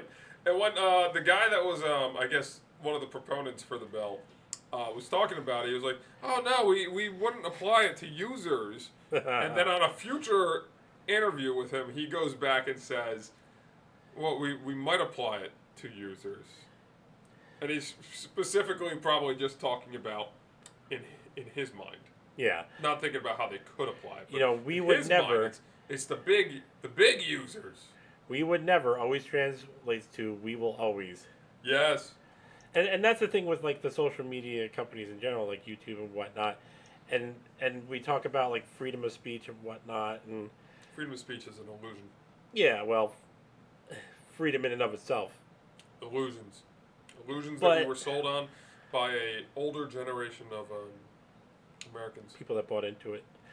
No, but because we talk about like governments and whatnot, and you and I are actually having this conversation before the show of how institutions like YouTube, Alphabet and like Facebook, they are effectively governments. And we even had a topic about this. This was our third episode? Third or fourth episode? A number of weeks back we had this topic. And I stand by that statement even more, that I think the Alphabet, Facebook, Amazon are essentially their own governments in this parallel world that we call the internet. Yeah, because how do you define a government, right? Does it have control over a lot of people? Yes. Does it govern the actions of people? Absolutely. Okay, well then I would call that a government. That's the definition. I can't see them as anything more than an oppressive, authoritarian government because of how they behave, what they do, and the fact that they're colluding together just makes me believe they're sort of like NATO, except they're what's a good they're like they're not a UN of No, they are the UN. They're the UN. Yeah. They undo all your freedoms. Facebook, Amazon, Alphabet, FATA, Facebook, Amazon, Twitter, Alphabet. Is there another one I'm missing? Well, no, you had the stock ones. The what was the acronym for all the stocks? I don't know. God, I can't remember it now. It doesn't matter. It was the thing that came up a while ago. Something like that. Ganth. I'm not certain. But speaking of social media, so you have this whole battle that's been going on across the social media and everything. Like everybody's talking about it now. Is the Jimmy versus the TEYT? Yeah, it's going to move on to Steven Crowder versus H3. Oh yeah, that too. Oh my God. Oh. So they're all. That was definitely a one-on-one debate. There's nothing sandwiches. These entire things. Let's talk about that. Let's talk about that one and then get into Jimmy Dore. Okay. All right. So you go first. Okay. So I watch Steven Crowder on a regular basis, probably on a daily basis, I would say. I think his content is somewhat hilarious. I also think that he covers some really good topics. I think he brings up good points. I don't always think he's right on the situation. And I think sometimes he's a little edgier than he should be with his humor. But I take it in stride because from the years worth of watching his content, I've learned that he's a pretty balanced, if right-leaning individual, and his take on many things is usually pretty genuine. He goes in, he has his side of the story, and I'm watching it from his perspective, and it's hilarious because he goes in, he's setting up the studio, right. he's talking to his producer. Oh, I bet he doesn't want to talk. I bet they're gonna bring in a third party, Sam Cedar. Yeah, Sam Cedar. Right. I bet they're gonna bring in Cedar, but he's going into it. He has his thoughts about what would happen, but he's trying to be as genuine as possible. They have a pretty good conversation before they even get to the live streaming of the actual debate. And as soon as it gets in, he can tell that something's going off, and is a little off, I should say. And then suddenly Cedar is there to try and debate him. Mm-hmm. And the entire thing is pretty comical, as Destiny points out, is like one of the best comedic things that you could watch. It's just a lot of crazy bullshit happening all at once. But I find it very interesting just how everyone's covering the situation, because anybody on the right side is covering it one way, and everyone on the left side is covering it the other way. They typically do. No one's seeing the in between, which is that it's just stupid. It is. It was just stupid. It's actually a topic I want to talk about in a future episode or a discussion. Is this whole idea of debate me? Yeah. I think the entire thing would have been better if there was an actual genuine conversation that was supposed to happen, and there wasn't this trickery.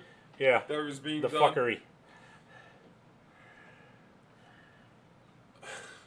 Honestly, I'm just more disappointed about the fact that there wasn't an actual debate to see how people break stuff down. But it's what it is. Yeah, I didn't even bother because I knew beforehand. Is Ethan Klein, right? Didn't I say Ethan Van Sciver last time? It's Ethan Klein. It's Ethan Klein. Yeah, he just doesn't seem like a genuine person to me. I mean, he might have been at one point. Yeah, from what I understand, he was a genuine person at one point, but he sold out. That's what I keep hearing. He sold out. Yeah, just like all your favorite music bands. Oh, I can't wait to sell out. Who's gonna sell us out first? Where's the money? Where's the money? I mean, but just like the TYT, right? TYT sold out years and years and years ago. Yeah. If you watch any of their stuff from years ago compared to now, there's I think a discernible difference between it. Yeah. The whole thing with them, is just it's just ridiculous.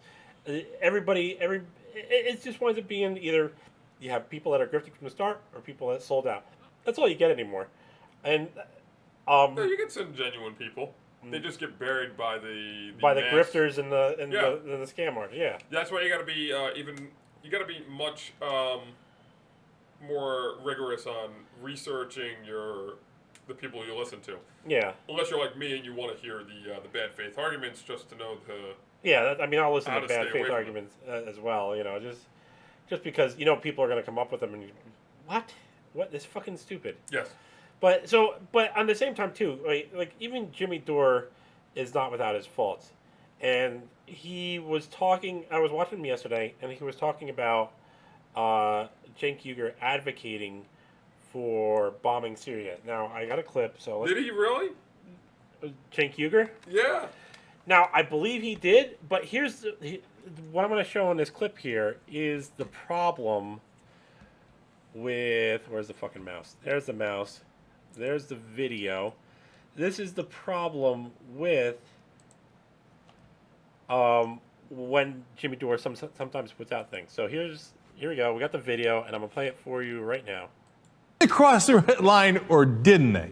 Now, look, I know it's a tough situation, and I've said that about Syria all along, and I know that they're partly buying time here. So what he's talking about? Is this a younger Cenk?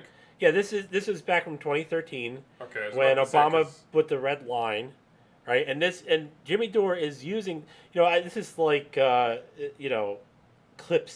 I'm showing a clip of Jimmy Dore showing a clip of Cenk Uygur. But, so Can we Jimmy get another Dore's box in there. Well, there's the box right there, the thin red line. Yes, but this box needs to have Crowder in it. Oh, okay. So Jimmy Dore is now. Here's the thing: Jimmy Dore is using this as a clip to say that Cenk was advocating for bombing Syria. So let's continue. But the reality is, they don't want to go. They were bluffing, hoping that they wouldn't cross the red line. And I know that there was good reason to bluff, because we wanted to make sure they didn't use chemical or biological weapons. But now our bluff's been called, so what are you going to do? Now let me show you why they don't want to take military action. First of all, the American people have been polled. They don't want to go. 62% say hell no, 24% say yes. Now, I'm partly in the yes category. Where does that statistic So there it is. He's in the yes category.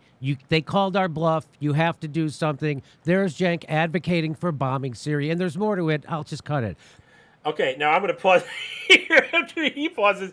And Jimmy says, he says Cenk's in the yes category, but... Can we get a stupider face on Jimmy Dore? Because we got a stupid face on Cenk, and I always love it when people choose to pause videos and there's stupid faces on people. They don't mean to do, they do. I don't know. It's just timing. But, Jimmy's argument right off the bat here is saying that he's in the yes category. Not that he's partially in the yes category, because there is a difference, right? There is nuance, because, I'm not really certain I care about the nuance. Okay, but I mean, if you're gonna analyze somebody's character, you want to do it with nuance, right? But there's Cenk advocating for bombing Syria, and this is just one video. By the way, So I don't really understand how that really qualifies as advocating. I'm not certain it does anything. Yeah, I'd have to see the entire clip for Cenk, because there's one thing I hate doing, which is watching clips. I mean, I love watching clips, but I hate making decisions based upon clips, because the clips don't tend to. It doesn't have the full context. It doesn't have the full context, right? So, but in here, he's already saying that Cenk is advocating for bombing Syria, but I don't really, for me, I'm just like, how is somebody saying I'm partly in this group means that I'm advocating for that group? I don't know, man. So, moving videos, on. when we were on Current TV together, it was me arguing against Cenk and Johnny, who were pro-bombing Syria. And I'm like, are you guys nuts? You're going to believe the CIA? You're going to believe our intelligence community after Libya, after Iraq? You're still believing them? And so, but those videos are all scrubbed, right? Because those are on Current TV. That's gone. So this is the only one I could get. But there he is. There he is saying, I'm in the yes camp. I'm for bombing Syria. Even if you're for it, even if you're against it, I'm for it. I don't want... Okay. Now here's the thing, right? He's saying that the other videos are scrubbed and this is the only one that he can get. Now, you could take him at his word, or you could say, I'm not certain I believe you. Yeah, and this, I will admit, this is kind of a poor example of Jimmy Dore. This is, it's just I'm just referring to it because it came up yesterday, and we could probably just end.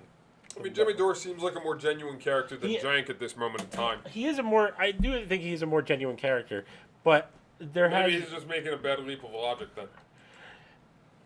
I think sometimes with Jimmy Dore is that he doesn't accurately, or what's the word I'm looking for?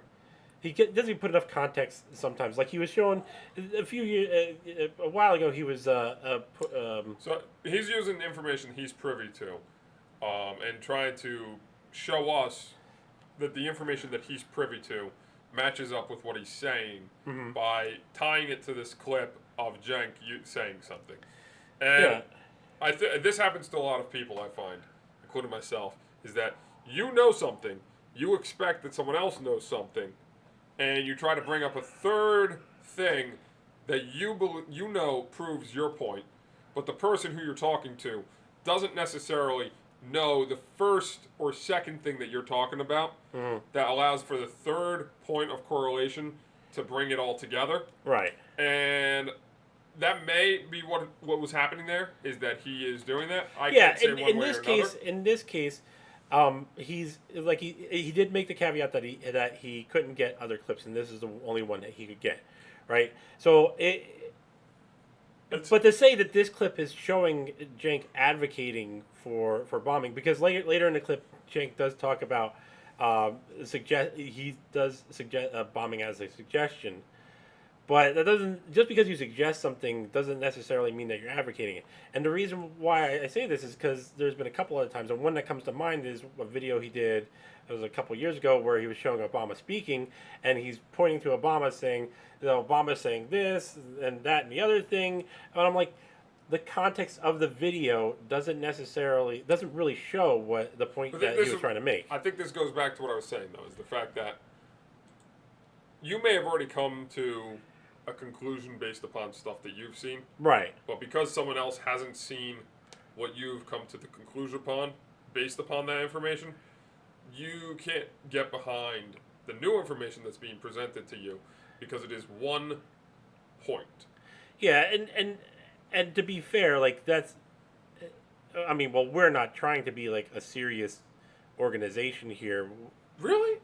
We have our commentary and everything like that, and we don't put a lot of information just because we're lazy fucks and the internet is the internet. Look, I'm lazy. You assholes can go look for yourself. I firmly believe that people should do research on their own. I firmly believe that if you want to learn about a topic, not only should you approach people who are well versed on a topic, but you should do your own legwork to learn even more on a topic, because there's only so much you can get out of a person, and sometimes you're not able to get everything out of the person because they don't want to even tell you that. Yeah, and we could be wrong also. There's that. There should be a little bit of legwork done by an individual themselves to find out what they're trying to find. You should never be given all the answers. Yeah, I mean, if we were, and that is one thing too. Like if I was to just give you all the answers, it's kind of like it's because I can give you all the evidence to say here, or I can say, hey, I found this stuff, and just say go look for it, and I have no problem leaving it up to the viewer to decide for themselves whether I'm telling the truth or being full of shit. Sure. It's I'm full of shit all the time, man. Yeah, well. Except after I go onto the toilet. Yeah, exactly. I mean, that's what toilets are for, right? Get rid of my shit. Yeah. So, I mean, that's the thing with Jimmy Dore. And so, moving on to the next topic. We're all domestic terrorists. Did you know that? Yes. Oh, okay. Yeah, so apparently I carry dynamite. Oh. Well, I carry dynamite. It's usually in my ass, and it's in gaseous form, and, sometimes the cheeks just flap. I call it dynamite. It's not necessarily... red, blue, or white flames? It's not necessarily trinitrotoluene, but, But, so apparently the AG has been expanding the definition, or the AG, the government in general, they're expanding the definition of what a domestic terrorist is. And their recent definition just says, or basically, it could be anybody. Anybody we say is a domestic terrorist is a domestic terrorist. So, I'm a domestic terrorist, apparently. Greg's a domestic terrorist. Much more authoritarianism. The government is really for the people when the Citadel needs to be fenced in. I just want to point that out. Still fenced in, by the way. Really? Yes. I have got to make a trip down to D.C. so I can just draw the epic awfulness that it is. I'll make the White House the Gray House, and we're all domestic terrorists, but it doesn't matter because guns aren't going to help us fight against the government. But at the same time, the government was almost thrown by a bunch of unarmed people storming the Citadel. Who had no guns. And we're domestic terrorists, and red equals fart, and A equals mountain. I'm excited to see where any investigations end up with regards to last year.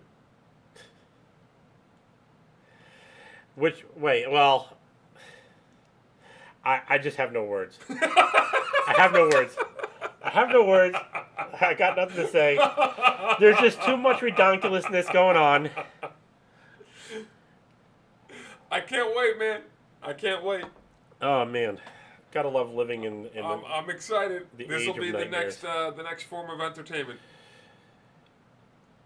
It doesn't matter. I mean, guns aren't going to protect you from the government, which Only is if why you have we need to. F-15s and jets and nukes. Which is why we need to stop Texas, or we need to bitch about Texas's new constitutional carry law.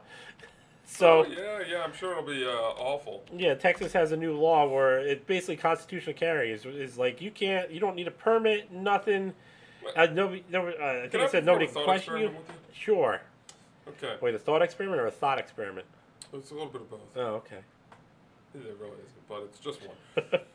Let's say right now, I could snap my finger, and I could take away every single gun that a citizen had. Not the government, of course, but just citizens. Okay. Did I take away the information of how to make guns? No. Did I take away the information about how to make explosives? Did I take away the information about how physics works and all this other stuff? Did I remove the guns from the people who are in charge of the government? Did I take it away from the rest of the world? Okay, so in how many days do you think it'll be before people start getting their hands on guns again? 5 minutes. There we go. So, if I can't eliminate the information that guns exist or that projectile weapons can be created, why? This is something I've been thinking about for a long time now. Not even that. What? Remember what's the fuck's her name? Micaiah that was shot by the cop? Yeah, she totally had a gun in her hand. It looked like a knife, but it was totally a gun. I just don't understand some people when it comes to guns or weapons in general. I would say weapons are going to evolve again. They're going to go from projectile weapons to energy-based projectile weapons at some point, far into the future. Maybe sooner rather than later. Well, according maybe to some people, they're already here. They may already. Well, energy weapons do exist in some capacity. Yeah. Not in the capacity that people Tasers. would. Taser's an energy weapon. It is, but what I'm saying is radio wave weapons. I think the Chinese have the microwave. That's it. Yeah, I mean, They all have you the need is a microwave. fucking satellite dish, and you can fry somebody. Yes. So we already have energy-based weapons in a couple of capacity. Not in the way that the modern sci-fi video game, TV shows, movies would have The you best believe. ways. Yes. Sword. That's the same noise my penis makes. Which is amazing considering how small it is. I think a lot of people have been fooled into believing that by getting rid of guns in any capacity, you actually solve the situation, which is the fact that the knowledge of guns has existed for hundreds of years, and the fact is that the guns have only gotten better because people have improved technology. I would almost make the argument that it's better for people to have guns just because if you're gonna kill somebody, it's a more humane way of killing somebody. You put a bullet in them and they're dead. Or if you have knives and whatnot, you gotta stab them fucker a few times, let them bleed out and suffer to death.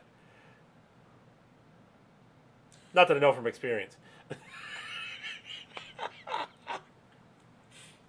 I don't know. The entire argument seems stupid to me. It is. It's appeal to emotion. The whole argument around against guns has always been an appeal to emotion. There's no real facts to it. The Second Amendment says what it says, and that's just the case. Let's move on.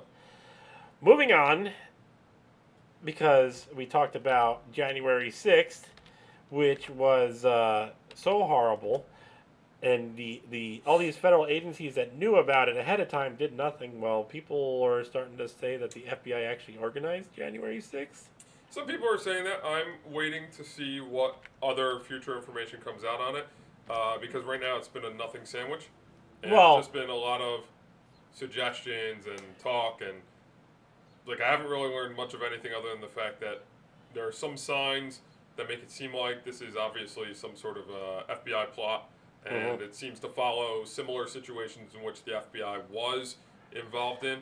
Yeah, and that's the point I wanted to bring up, is because the FBI is not, the FBI is notorious for setting up people to in these situations that Sure. they normally wouldn't be in. So I'm hearing a lot of talk from a number of different people that are harping on these points. I've yet to see any evidence of anything. I'm not gonna say one way or another. If it looks very obvious to me, then it's obvious that something happened.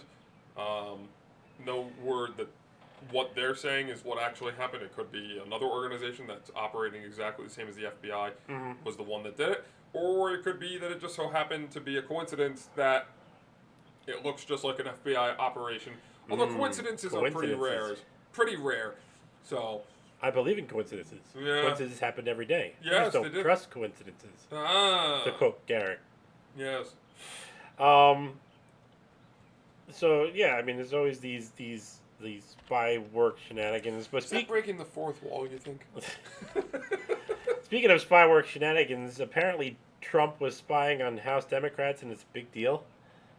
Yeah, but the House Democrats were spying on Trump at one point, and apparently. And it wasn't a Obama was big deal. spying on Trump, and That's we're spying on. That's what I'm saying. Our, None of this is real news. It's like, if there aren't 5 different agencies spying on each other all at the same time, we wouldn't be living in the day and age that we that's are. the thing. You have all these intelligence agencies that we have to spy on people and this, that, and the other thing. But how much are they spying on each other? Like, you think of that movie Mr. and Mrs. Smith. Yes. And the whole point was, this guy works for, this person works for a different agency, kill them. This person works for a different agency, kill them. That's the whole plot of the movie. Good movie, by the way. Fun popcorn thrill. I'm not even certain how much irrelevant information people get out of spying. It feels like one of those guys sitting up in a sniper. It's where most of the porn comes from. You're just waiting for the one thing to happen. It's where most of the porn from Pornhub comes from. Sure. Because, it's the government, so they can be an official account, and they just, That's why all of it looks so amateurish.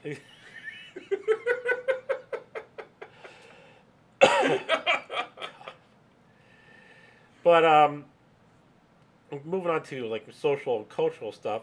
So, remember when you had... You remember the South Park character that got introduced? He was black, and what was his name? Token. Yeah. So, and there's had this whole thing of tokenism, right? Well, apparently now it's being called performative wokeness. It's not tokenism anymore. They have an actual name for it now? It's a fucking ridiculous name. They have a new name for it? Because everything's got to be renamed to some new stupid bullshit. Performative woke. What the fuck is that? It's bullshit. This is new. Performative wokeness. I'm drinking one more shot of this just because. What the fuck do people even do in their time? They think about how stupid. I mean, I gotta admit, because I sit and I think I'll think of stupid names all the time too. Performative wokeness. Oh my god. Meanwhile, you have Scarlett Johansson coming out and saying, "Did you hear about this?" I heard that the movie's gonna be trash. Oh, the Black Widow movie? Yes. No, this is Scarlett Johansson saying that she doesn't want to be, she doesn't want to have followers because of her attractiveness. Excuse me? Have we not seen the history of the world? There are entire followings for one stripper named Blossom at the club up the street. How many fucking people were waiting for that Cash Me Outside girl to turn 18 and make an OnlyFans account? They're still waiting? No, she did. Yeah, she did. Go, see? She turned 18 like about a month ago or something. There we go. There we go. Sex sells. Yeah, sex sells. Usually if you're... It sells you up a creek. It's more for women than men, but... So, I mean... But apparently, even though sex sells... Sex doesn't sell. Sex doesn't sell because apparently... We need unsexy people to sell sex. Or lingerie. Because, Victoria's new secret is where the food stash...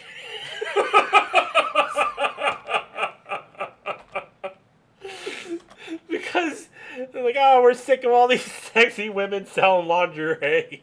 So they went in all in with the Megan Rapinoe and the Fat Pride and all that other stuff. And now, look, it's one thing to be like, okay, having ugly people or fat people, because I'm ugly myself, right? So I wouldn't mind, it's not that I want to see somebody that as ugly as I am. It's just that why not have that just with everybody else? At what point do we conclude that we've decided that we're moving away from human nature and just trying to be anti-human nature? Well, there's the whole thing of, remember the Google thing that was put out a couple years ago, or that leaked a couple years ago, where they're trying to shape desires, right? So I want to come up. I want to quickly, 30 seconds, talk about something. Go ahead. I've decided that I'm going to call my political ideals progressive, because I believe the true progressive ideals are the ideals of libertarians and people who are pushing for actual real world ideals that actually do stuff.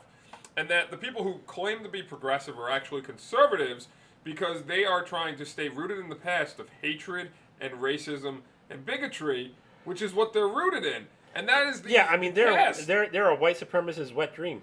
Yes! They are the conservatives. They don't want to admit certain things exist. They don't want to admit that certain things are actually the way they are. Just think about this. Fat pride. Is that a real world thing? Not in my opinion. Do you see Pride is stupid. Do you see a fat woman trying to sell a bottle of vodka? Well, it depends. I like when it comes to look, I don't mind a husky woman in a burlesque show. There are women that have weight, and it looks great. Yeah.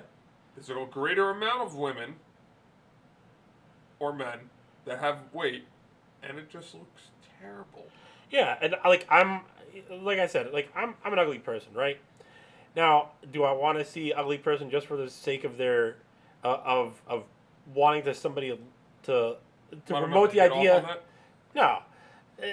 What I'm saying is everybody promotes this idea in the beautiful person, right?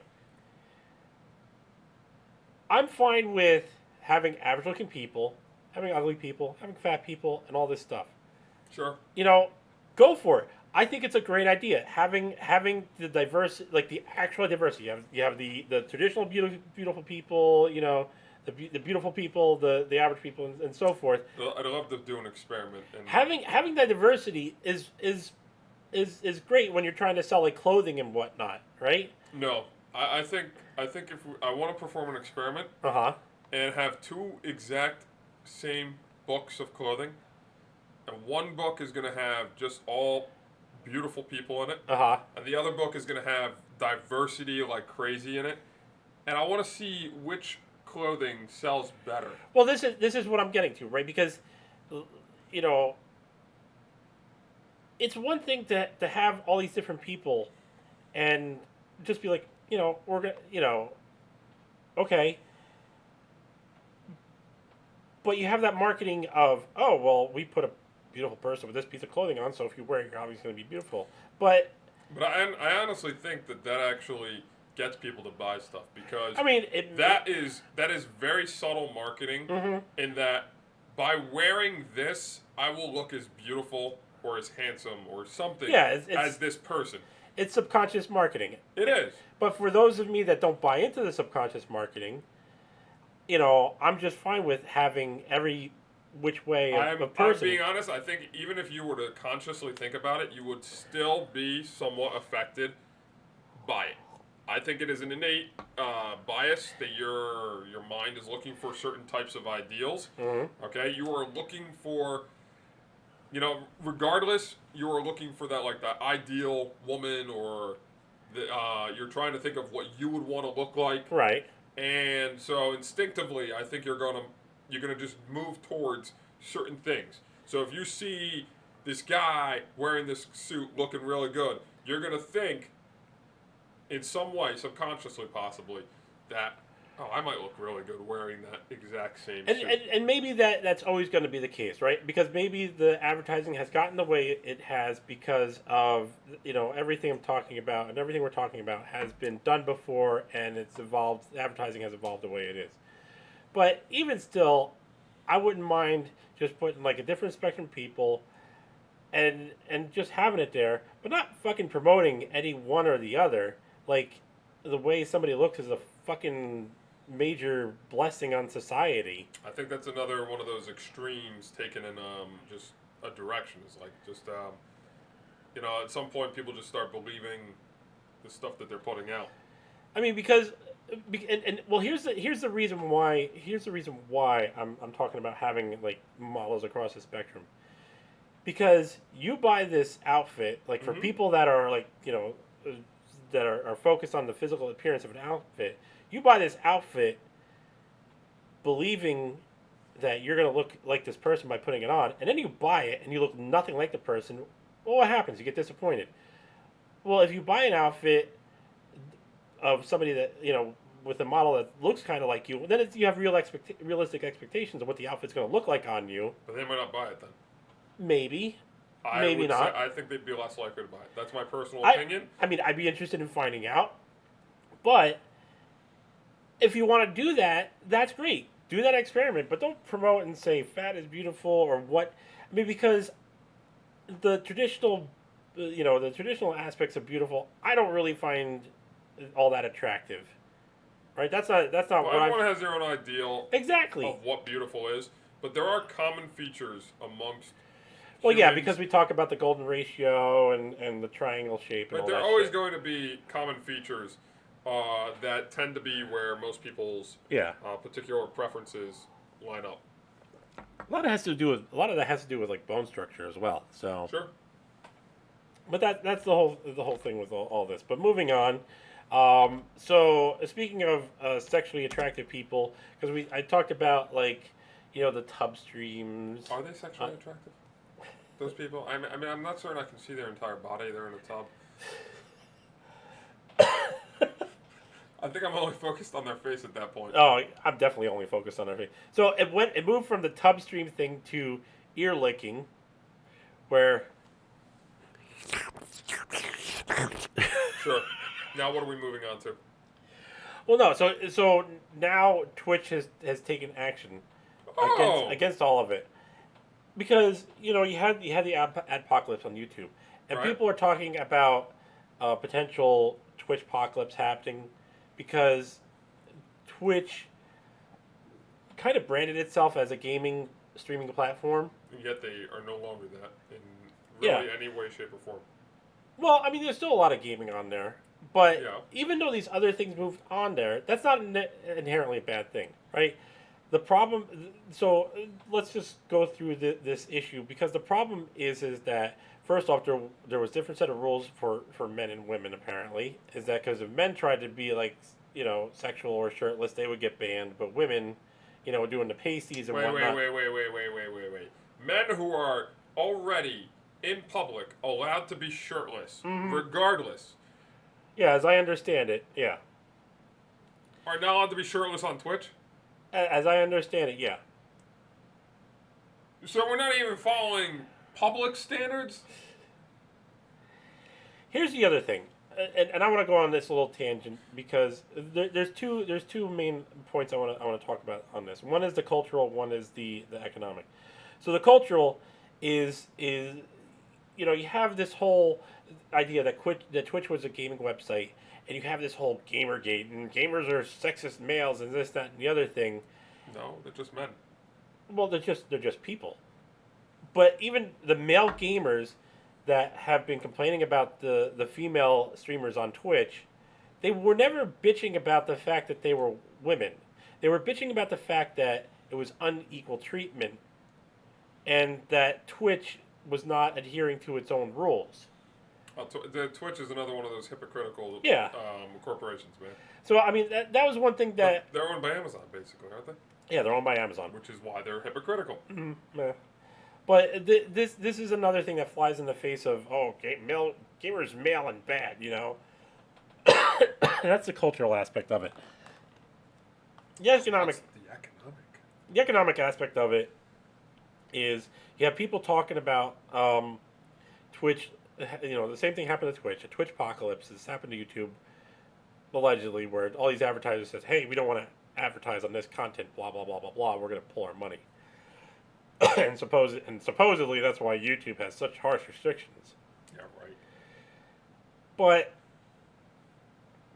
I guess this ties into cultural as well. Is is, well, Twitch.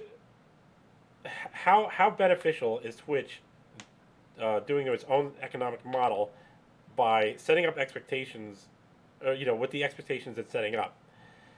Secondly, this stuff is going to happen in society, right? Like, and all these, I got to go back to the cultural for a second. These kind of tie into each other. All these people that are like pro women, blah blah blah. These women are basically just earning money off of their sexual attractiveness. And yeah, sex work is a thing. That's great. But that doesn't make them like strong, brave woman for just being off your attractiveness, because guys do that too. So I don't understand I don't where. think they do it as successfully though. Well, yeah, because society has in recent centuries, I would say, has promoted the idea of feminine beauty over male beauty. The poor statue of David. I know, penisless. But when we have these standards, right, in society, what do you expect to happen with the economic situation? Now, it could be that Twitch is just doing, what I like to call is YOLO shareholding, which is they're not abiding by their own rules just because they're trying to get as much money as they can out of it until all the advertisers pull all the money and then they just dump it. Look, it's obvious to me that Twitch is following the same path as Twitter or YouTube or Facebook. And that they are being run by people who are just crazy and on the left, and that they create rules which they don't intend to apply equally in any situation whatsoever. Because how do you say on the left? Because a lot of porn, from what I understand, a lot of porn film companies are owned by right-wing organizations. That's just profit. Come on, man. That's just profitable. Pure profitable. Okay. Women sell. Why do you think they take them and put them on bottles, holding the bottles? Aunt Jemima. Exactly. That was someone's wet dream as a child. But I'm mostly referring to the big tech platforms. The big tech platforms are dominated by the left sphere of culture, and just casually you can see that they don't apply their rules equally, even at a small creator versus a large creator level. It's not equal. Right. And the large creators have some sort of privilege to get away with more stuff than a smaller creator does. Not only large creators, but large creators that are liked. Yeah. So, it's not surprising to me that they would do anything like that. Yeah. And then when it becomes too big of a problem for them, they divest away from it, and they just take big sweeping actions to make a new set of rules which will only hurt small creators and not large creators. Yeah. It happens every time. It's happened a couple times on YouTube. It's going to happen It's more a story now. of humanity. Yes. Yeah. So, last couple segments here. Yes, because we're doing an extra long episode today. Yes. This will be real brief. I came across this in one of the advertisements that one of these tech platforms was pushing for me. Apparently, Bill Clinton made a book with the famous James Patterson. You know, all of his books? I've heard the name. Yeah, he does a lot of books. And I thought it was odd that he wrote a book with James Patterson.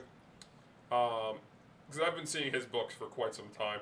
So, it seems like, I guess they're trying to redeem his image in some way. Who, Clinton? Clinton, yes. And his name being attached to it. And the name of the book was called The President's Daughter. Which is I've also, heard of that.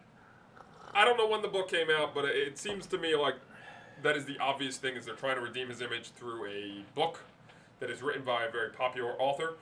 I think the author is popular with women. I could be wrong, but it seems women are the ones mostly reading the book. You know what? I got a book. What? I got a book. Do you? Yeah, actually, I wrote a whole bunch of. I wrote 7 books actually. 7? Yeah, most of them are shit. I wrote them when I was. That's good. Don't let me read them though. I wrote most of them when I was crazy, but the one that actually, is decent is a primer for people that want to get involved in the electrical trade or. I'm just gonna watch Primer. Well, it's a primer on various aspects of the electoral trade, and I actually sold a copy last year. Ooh. Yeah, one copy. Yeah, I got my 50 cents from the sale. So, in case you're interested, it's called Electrical Concepts for Everyday People. But there go you ahead. go. There you go. The other thing I saw, and this was also picked up by some of the podcasts I watch, was the fact that Bill Gates came up with 5 books that you should read during the summer. Once again, this seems like another way of redeeming someone's image in the public eyes. Wait, can I guess the titles? 1984. Wait. I'm going to test you. All right. Pop quiz. Let me know when you're ready. Bill Gates. Summer reading list. Summer reading list 2021. Okay, let me guess. Because these are obviously the books. 1984, Paradise Lost, Divine Comedy. Let's throw another Orwell book, Animal Farm, and Super Fudge. Okay, I'm going to give you the title, the authors, and then I'm going to give you the titles. Okay. First author, Thomas Gritta and Ted Mann. Second author, Elizabeth Colbert, with a K. Third author, Barack Obama. Fourth author, Richard Powers. And the fifth author is Matt Richtel. Okay, what are the books? So one of the books, the first book is called Lights Out, Pride, Delusion, and the Fall of General Electric. Interesting. Okay. The second book is Under a White Sky, The Nature of the Future. I don't know Okay. what these are. A Promised Land. That's the Barack Obama one. The Overstory. Okay. And then An Elegant Defense, The Extraordinary New Science of the Immune System, A Tale in 4 Lives. 2 colons in one title. Yeah, that doesn't really grammatically work. 2 colons. They don't care about this shit, man. I mean, hyphen. Actually, I gotta look at that.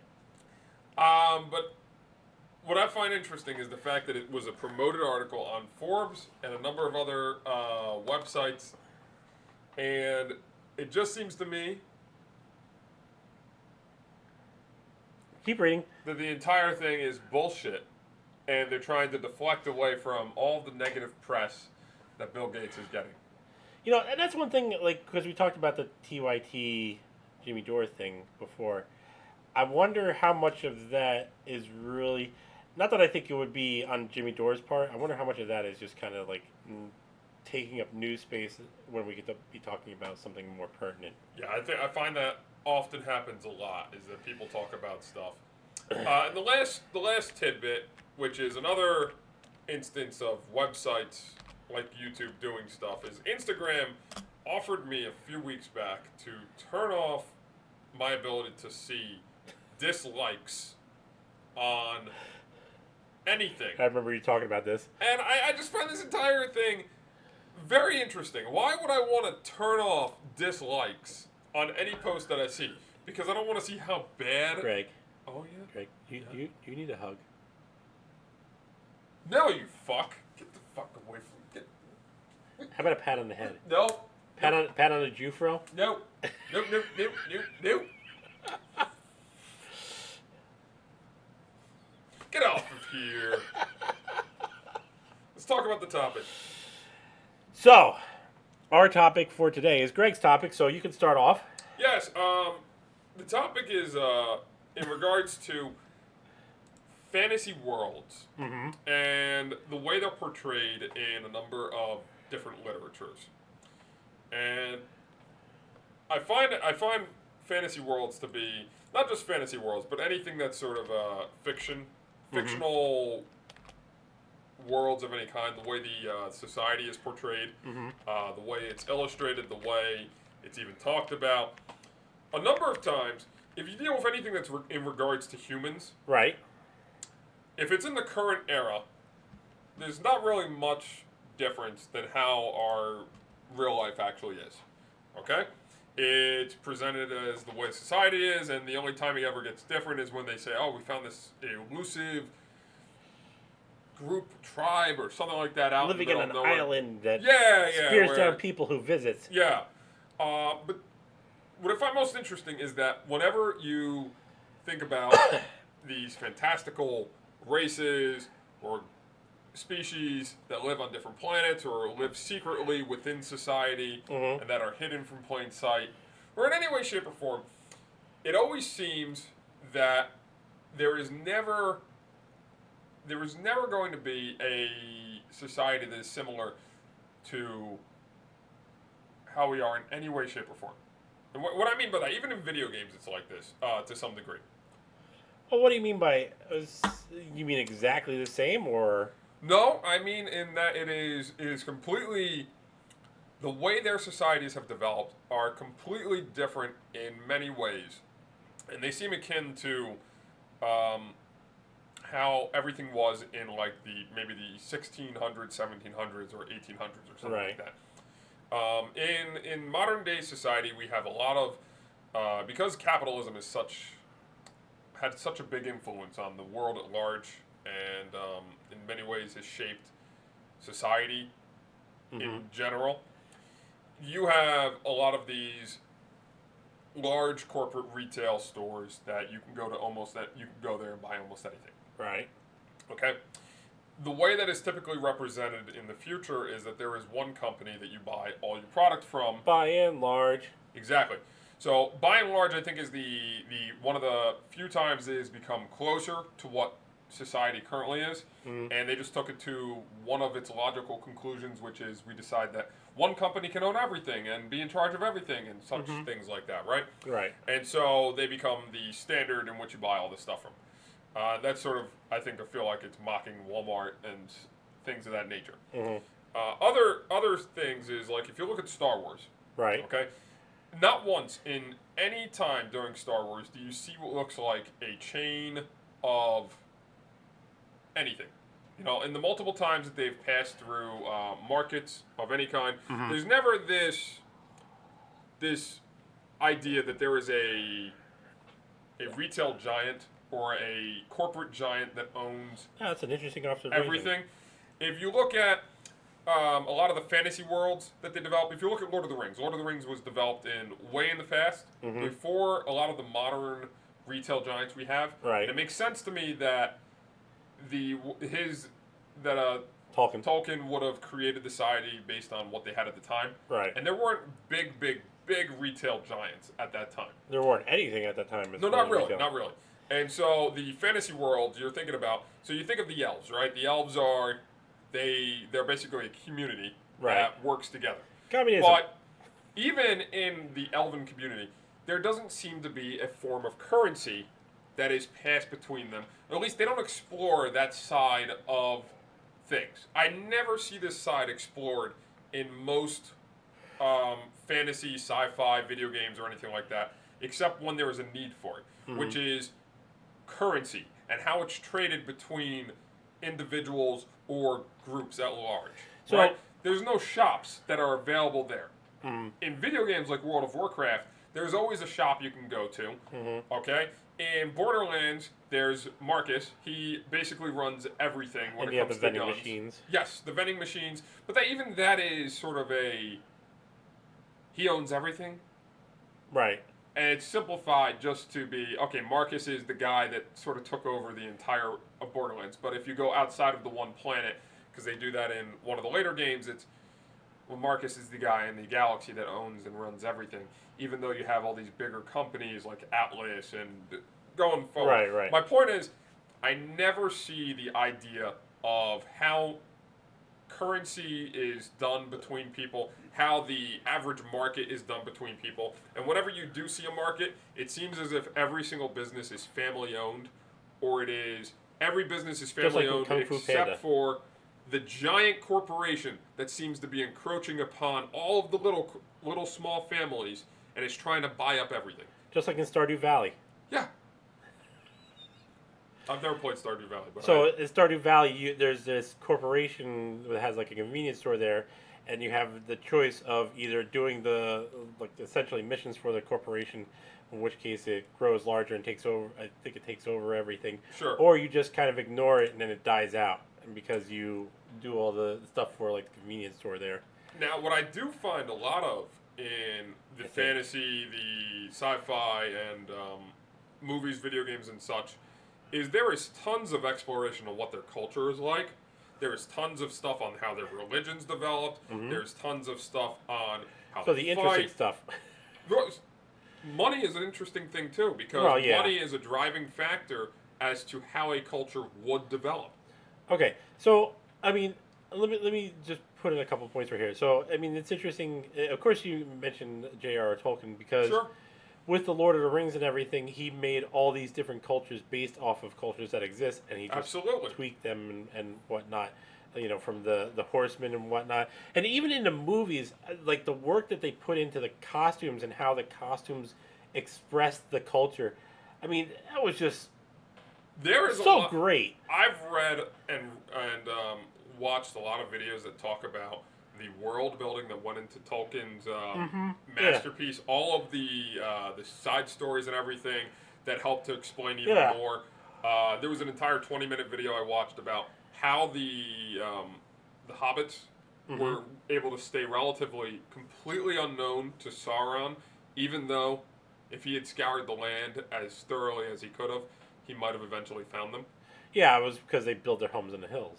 Well, not only that, but there was a lot more going on in the background that was protecting them from his eye from ever being discovered. Right. But that's neither here nor there. He does a lot of the amount of backstory that went into that is insane. And I don't find I mean that's obsessive compulsive kind of work there. Sure.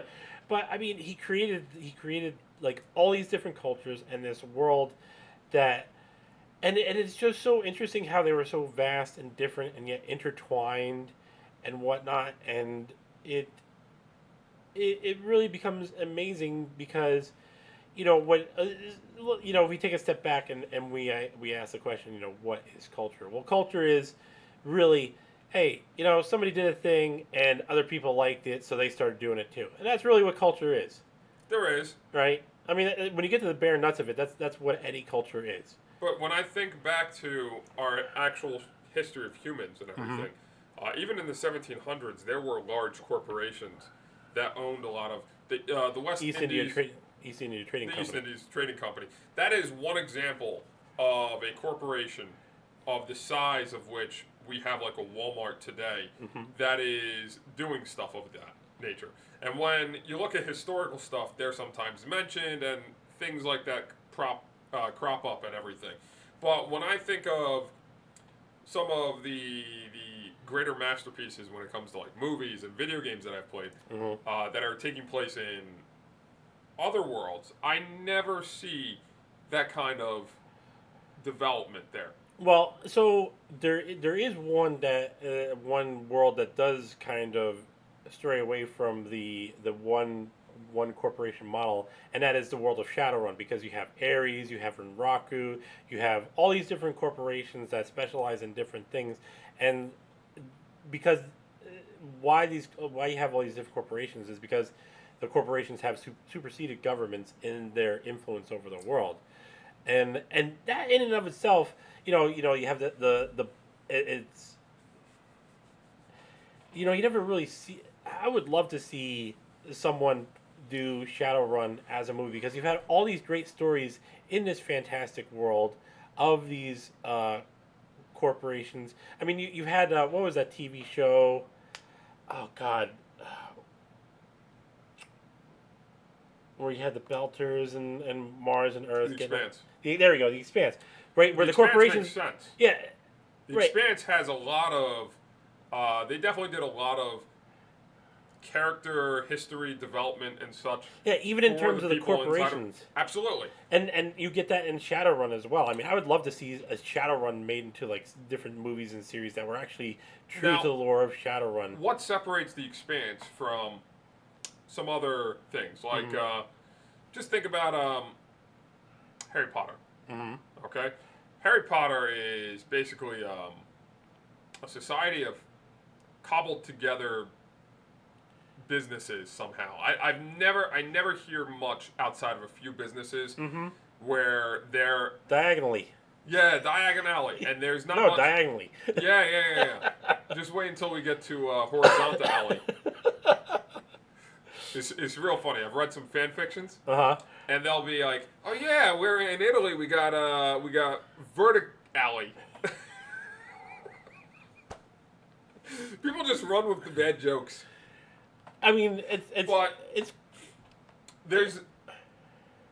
I find it more interesting the fact that there are so many stories where they don't ever think about the economic side of things. And it tells me that people are just not interested in trying to figure out the economic side of things.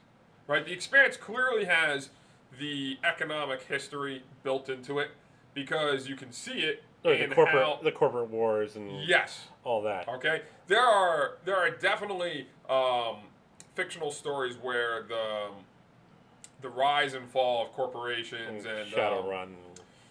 Blade Runner, I think, also has that in there to some degree. I'm trying because I actually watched Blade Runner the other day. If you look at Blade Runner, okay, so it seems like a corporatocracy may have taken over, but how do they represent the market? It's just little shops, right? Okay, this is what I'm trying to get to is that whenever you see representation outside of modern day or slightly further into the future modern day, right? There is never an overwhelming corporate presence that you would expect. Depends. Some there are. I'm not saying it doesn't occur in some. I'm saying that because we could refer to idiocracy. Absolutely. But that's 2505. We're still 400 years away from that. I'm saying that it seems interesting that the way people choose to portray most economic ways is that there's just these tiny marketplaces that somehow manage to feed the system. Or not even feed the system, but be a system in and of itself. Or realistically, it isn't a system. It's just, hey, a guy does a thing. And I find a guy that... It doesn't make sense to me when they talk about, like in some of them they talk about, oh yeah, there's like this many thousands or hundreds of thousands of people in this city. And it doesn't make sense to me that the entire city wouldn't have one corporation at least of some type. Okay, because I can't imagine that even when Rome was such a big empire, that there were not like merchants that had larger stakes across the empire. Yeah, I mean, you definitely had your wealthy merchants and your wealthier merchants and your small time merchants. But that too becomes like the economics does in part become a product of the culture, and then sometimes too the culture becomes a product of the economics as well. You got to think of like how do people view material possessions and wealth and whatnot and so forth. I just every time I see a movie, I'm always reminded of like a New York before there was a larger corporate presence. Yeah, like you think about like more like fantastical Middle Earthian or Middle Age type movies, or theme, where they're not necessarily part of that theme, but where you have all these little shop owners and whatnot, where like the whole society is built all around these little shops, and yet you're still pursuing gold and riches for stuff that's not really explained in the canon of the movie. That's another thing of mine is that it doesn't unless you're trying to get to these big riches to do what? Yeah. Other than have riches. I mean, there's usually pursuit of riches for some reason or another. I never feel like that it gets properly explained. I never feel like there is a good explanation for how. It's just assumed that the society exists and that it persists in some way that allows it to keep moving forward. Because the Elven, at least as far as in the Hobbit, or in the Fellowship, the Elven are more communal. They are. But they're more cooperatively communal. It never feels like the way they portray it in the movie, because you're only seeing a small portion of it, and that's how a lot of movies tend to do it, is they just only show you a small portion of everything. Well, a lot of times, too, in situations like that, like the Elven also seem to be more of because you have essentially a monarch in the elven cultures in Lord of the Rings. Almost any elven culture typically. So like they seem to be like their own kind of little fiefdoms. Yes, but how big would they ever get? Yeah, I mean, how big could a fiefdom? I mean, that's the thing. If you look up in the history of Europe, fiefdoms didn't really get big. They were all these little city-states that fought amongst one another, and eventually they would grow into kingdoms because of this, that, and the other thing. But I mean, how far can some of these things be taken? I think that some economic models are just attributed to groups of people without really the thought about what goes into it. Yeah, possibly. Dwarves are always seen as being miners that are money hungry in some sense, or at least they're hungry for certain types of material. Yeah, dwarves and gnomes are typically shown as having their own little shops, even in their own little communities. But let's go to another fact about this. How is almost every fantasy society portrayed to you? I don't know. That's kind of a tough one because I've looked at a bunch of different because we could talk about video games where like every you talk about the old Final Fantasy games where every village has its own little shop. Okay, so when I look at the dwarves, the elves, and the gnomes, or any fantastical race, let's take Avatar for example. Mm-hmm. Okay, the Na'vi, whatever the fuck they were called. Yeah, the Na'vi. Anytime I see a fantastical race, whether it's sci-fi or fantastical, because it's from a fantasy of sorts, it always seems that the group of people are always this idealized version of society that's working together, and that's the humans who somehow are this discombobulated group of people that fight amongst themselves, can't get their act together, and come together as one society who would work for the betterment of the entire species as a whole. But whereas the dwarves and the gnomes and the elves, they always seem like they've somehow gotten their shit together, and they always work all towards the same exact thing. And even if there's an economy of sorts, it always seems like the economy is community-based.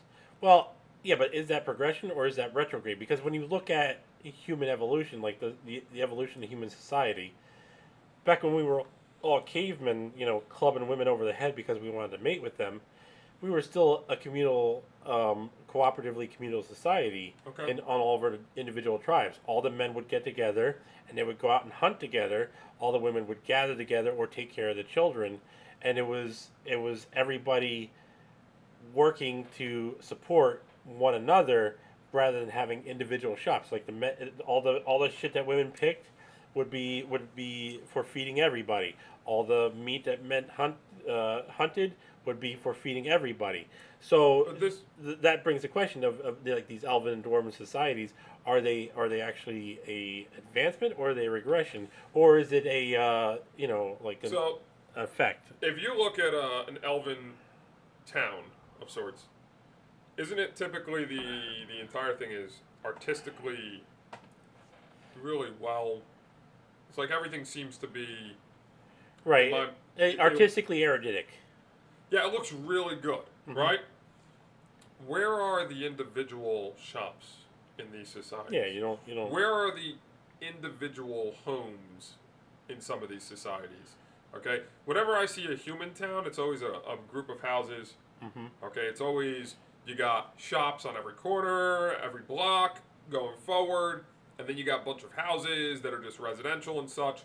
Whenever I see a dwarven society, or a elven society, or an alien society of some sort, it seems like it's artistically put together to be pleasing to the eye, but it doesn't really have the economic side of things. Let's go to the other extreme for a second. Okay. The Ferengi. Now, the Ferengi is also another example of a society that doesn't make any sense to me. The women have to be naked and in the home all the time. Once again, These things don't make sense to me. It's like, how would a society develop like this? So almost. But I mean, it is interesting to think about, right? Like how you know. Because the Ferengi, like what? All right, so we talk about all these different societies, and these different societies, we can say that in some ways they denote certain aspects of either human desires or pocket cultures, right? Sure. And we can say that even of Ferengi as well, with absolutely, with like a male-dominated. I mean, I think that's what the Star Trek was about. Is that a lot of the exploring cultures. I mean, God, that one episode where from the original. I've been watching Star Trek Continues, by the way, because like Vic Mignogna was doing an interview yesterday, and he seems like a decent guy.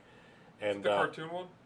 He does a lot of voice acting in cartoons, and Dragon Ball Z and whatnot.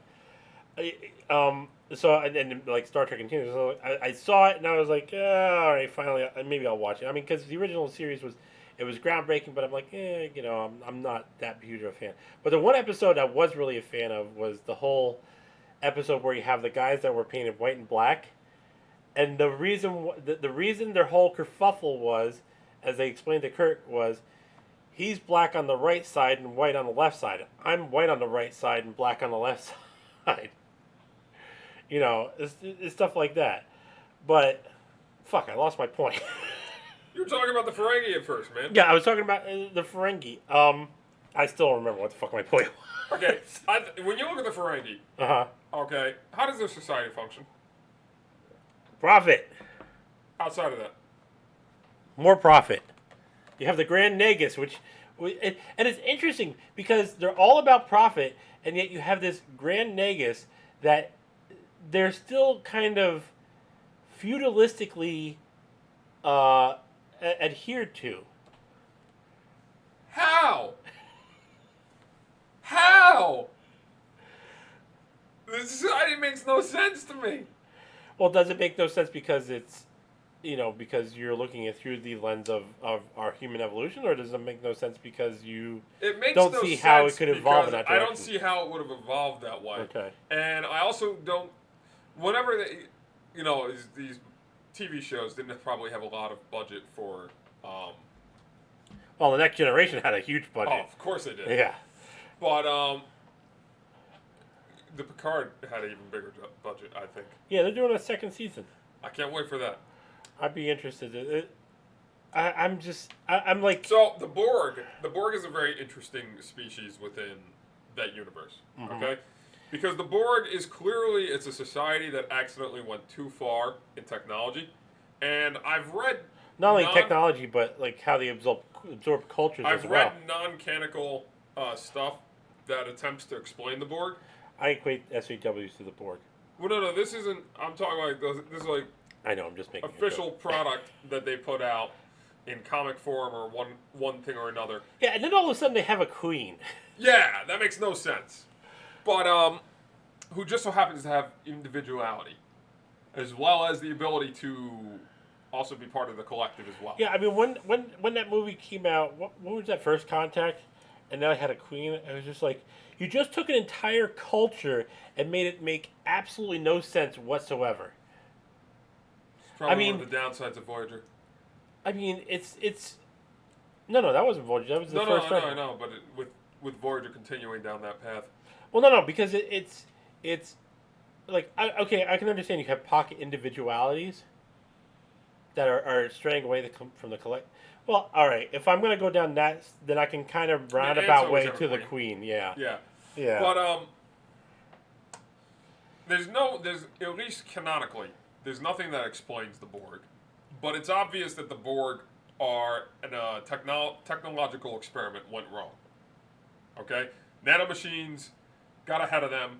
They went too far down the nanomachine technology, mm-hmm. and the replacement of parts with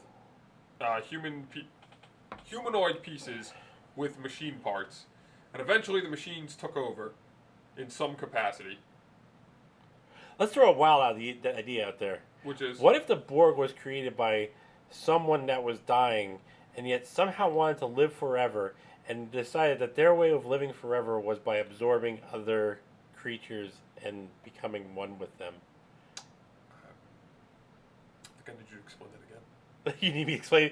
So there's a person that was dying. Yes. And creates machines, and like he or she probably kept themselves alive with machines, but they were still dying. And the only way for them, this person or this being, to live was to absorb others into So now we just have the and create the collective planet. and create the collective. We just have the Transformer planet. Because because this entity was dying, and for the only way for them to Unicron. persevere, well, not so much. It's the idea of propagation through what you create, right? So this person was dying, and they modified themselves, and they tried to modify a being that they captured to enhance or extend their own existence, but instead of actually creating their own existence, they just created the Borg. Or extending their own existence, they just created the Borg. Does that kind of make sense, or am I going too off the rails? Maybe. But the Borg make more sense to me than other fantasy groups because they don't need an economic system. Mm-hmm. Because their entire system is, we are one group. We will take your resources and you and turn you into us. And thus, we are all the same. Now, this is the one problem I have with the Borg, right? Because the Borg is... We'll go with the idea that the Borg is a collective. We'll ignore the Queen and all that for a second. Okay. So the Borg is collective. But in all the canon, there has never been a really... I mean, you could roundabout get to the idea, but when you talk about logistics, right? Because even in a perfect system, you're still statistically going to have logistics which fail, right? Sure. Which happens, and that never kind of gets either talked about or exploited with the Borg. It's always like kind of this perfect Borg system. have a cheat system involved into their plot armor. Transwarp. Well, they have a plot armor. Oh, okay. Plot armor. Yes. Their plot armor is that they can, first and foremost, the amount of time it takes for them to integrate... No, it's to adapt to the frequency of the phaser fire. Yes. Okay. The amount of time it takes to adapt to the frequency Did of the Did I phaser earn fire, my nerd cred? Yes, you did. Yes, you did. Is entirely quick. Okay? It's too quick for my liking, but It's almost as quick as me in sex. But it's inconsistent, right? It seems to be different in every episode I've seen of them, except for when Data or the Vulcan say, "Oh, we gotta change the frequency of the phaser fire with every shot. That way they can't ever adapt to it." If you want to get technical, I mean, there is like randomization patterns that does change the speed at which they can adapt. But sure, go on. But somehow they can figure out the randomization pattern as well. Yeah, which serves a plot. Yes, that's what I'm saying. It's all plot armor, so that way you can further along moving forward. Don't get me wrong, I love the Borg. I think the Borg are one of the most creative. Have you hugged a Borg today? No, that's that guy over there became a zombie. Oh, okay.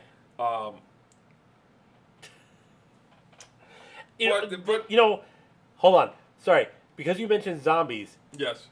I have to say this because this thought just popped in my head.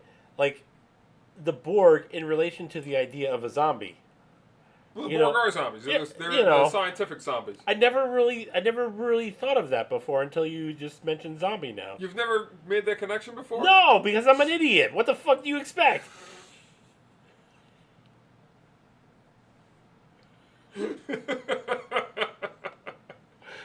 You expect me to have fucking intelligent thoughts? No, this is why I drink, because I can't think intelligently. What's and really I interesting about the Borg is that the Borg inspired an entire theme of enemies in every single sci-fi series out there. Okay? The Zerg. Well, let me go even further than that. There is not a single sci-fi show or video game that has persisted for long enough without deciding, okay, we need to create a nanomachine technology. Yeah, like in Stargate. Yes. Okay, there is no matter what, if it is a successful sci-fi thing, there is always a Borg. You almost said Zerg. I almost did. There's always a Borg of that universe. So let's talk about what the idea of the Borg is. Is this incompassionate, uncaring machine idea, right? This algorithm that runs. I feel strongly that the idea of the Borg is a logical conclusion of what the focusing of technology could be. Mm-hmm. Similar to Stargate has two versions of that. So you have two different technology races that completely destroyed themselves. The Asgard. Yep. And the whatever the group they found on that one planet that led them to the nanomachine group became. The one that created the what were they called in Stargate? Let me look it up. I can look it up right here. SG1 Borg. I'm just gonna type it like that. Nanomachines. Nanites. Replicators. Replicators. There we go. The replicators. Yes. Yeah, I mean that was an interesting conversation. Except the replicators are not the species that created the replicators. Right. Yeah. The replicators were created by another species, whereas the Borg is. We don't know. We don't know, but we can suspect. And if I use the non-canon manga that got created. Manga. Yes, I was in New York one day, mm-hmm. and I was at Barnes and Noble, just chilling time, and I was reading, and I was like, oh shit, there's a Star Trek manga with Kirk and everything on it, mm-hmm. and so they have this sort of non-canon adventure where the entire original Star Trek crew runs across a species that eventually evolves into the Borg. Right. And they just fucked up in the episode in this entire manga, and the technology took control. It was an interesting read. You know, because it's interesting because you mentioned Stargate, and spoiler alert for those of you that haven't watched Stargate. Spoiler alert. Towards the end of SG1, where you have the replicators that become humanoid. Sure. You know, and they develop consciousness, and it's really interesting because that episode, or was a series of a couple of episodes. I think it was one episode. It really just points to the whole idea of a cycle of life, right? Because how did we evolve? Well, we just evolved from molecules doing what the fuck ever, and then eventually consciousness, and then we create unconscious beings, and then they develop consciousness, and then what are they gonna do? Create unconscious beings? Read Ender's Game? No. Ender's Game has a bug species like that. Well, I was actually thinking Battlestar Galactica. They have one too. Right, because the Battlestar Galactica, they created the Cylons? The Cylons. Yep, the Cylons. And the Cylons eventually gained consciousness or the individuality and all that. Yep, and then you have like Detroit Become Human. You know, all these things where the machine. But this is my thing. Is like almost every successful sci-fi series explores this collective of sorts. Mm-hmm. Although increasingly I found that it's nanomachines that Well, I mean, isn't that what the human being really is? Is just a collection of nanomachines? In some. I mean, if you look at the molecular level, like the cell. I mean, very inefficient nanomachines. Well, how do you define efficient? I mean, if you look efficient by comparison to the actual nanomachine that people tend to portray in the actual sci-fi. Yeah, but that's one perspective, and perspectives can be skewed. Sure. I mean, you look at the cell wall, right? The cell wall is made up of phospholipids, which sometimes occasionally have a protein chain, which is, the spike proteins and whatnot. You have, that's the organelles. You have the organelles walls is the same thing, but you have all these organelles that encompass within a cell. So basically all these, I go back to describing human psychology as the operating system of the biological machine. Sure. And so when we talk about these fantasy cultures and everything, even these machine cultures which somehow eventually develop consciousness, how much are we really talking about how human consciousness evolved? And maybe that's what causes so much of the appeal of the story. I suppose. I mean, there's a lot of stories that are just based upon different aspects of humanity, which is really interesting. Just because we've just decided to create entire species out of singular aspects. I mean, of go ahead. Humanity. Yeah, that is more often like than the not. Ferengi, like I was saying before, and then you have porn. Porn That- is another aspect of humanity. Exactly. It's not much of a story there. Well, it depends. No. Have you seen Orgasmo? Have you seen Star Trek: The Next Generation porn? Oh my God, no! And I don't think I want to. I gotta show you this. Show me later. Not on the show. Not on the Yeah. show. It's quite hilarious. Oh God. Bad enough all the memes came from Star.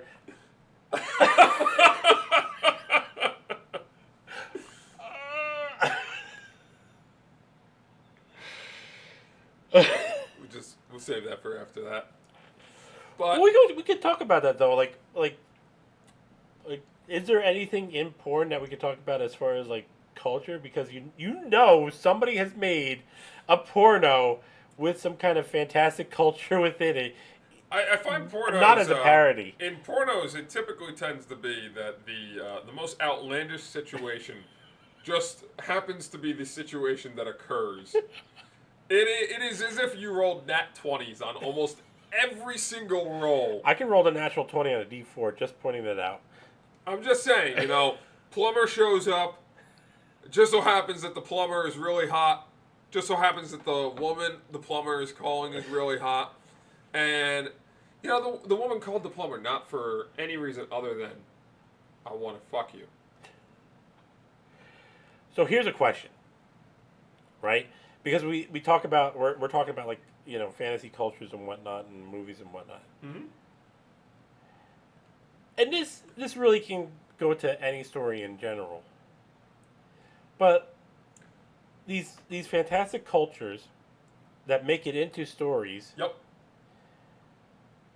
Really, there's kind of a selection process, right? Sure. Because even in movies, and the idea of a story in general, and relating the culture, the idea of a culture to a story in general, is the stories that we retell and become famous, even the cultures we retell and become famous, just happen to be this one perfect situation.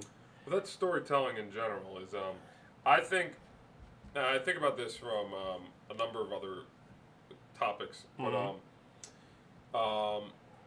I think storytelling is most successful when you can hide a very obvious narrative within a very non-obvious plot line. Mm-hmm. Okay, and the further and further away you can get from the plot line itself, the better the story becomes to a point.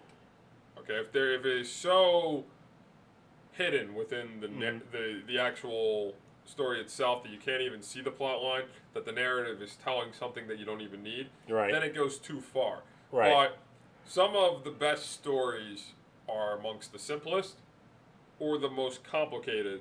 There's sort of a space in between where it's no good. Dead zone. Yes. And Kind of like how you and I are about games, because I find elegance in the simple, but you find elegance in the complicated, and there's this kind of dead zone between us.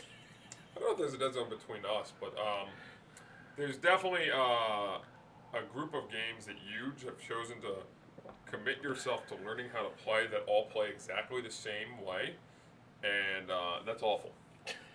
Okay, but going back to this topic, so it's interesting how like these cultures, like, because the culture contributes to the story, like any story, Sure. right?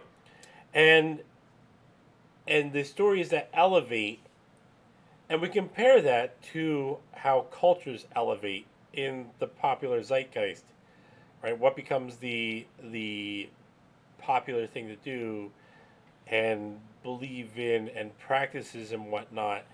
And so you have this, even in the fantasy medium, the same kind of Darwinism, I can speak, Darwinism of cultures that you do in real life. Let's examine something I thought was an awful story. My life? Right.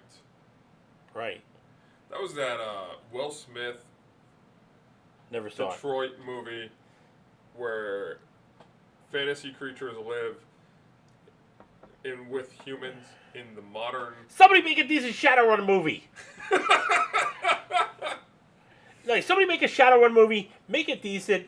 Like he's not like the fucking Super Mario Brothers movie. He's supposed to be a cop, okay, and right. his I've never partner's seen supposed this, to be an so orc. So this is basically like Shadowrun.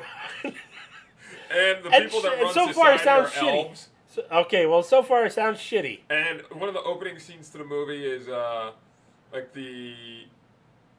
one of the guys in the neighborhood is beating fairies because fairies are basically flies and they annoy the shit out of people, and so they have bug zappers except for fairies. Oh, I thought you were talking about initially I thought fairies as in the boats. No. Absolutely not. I was like, what the fuck is he talking about?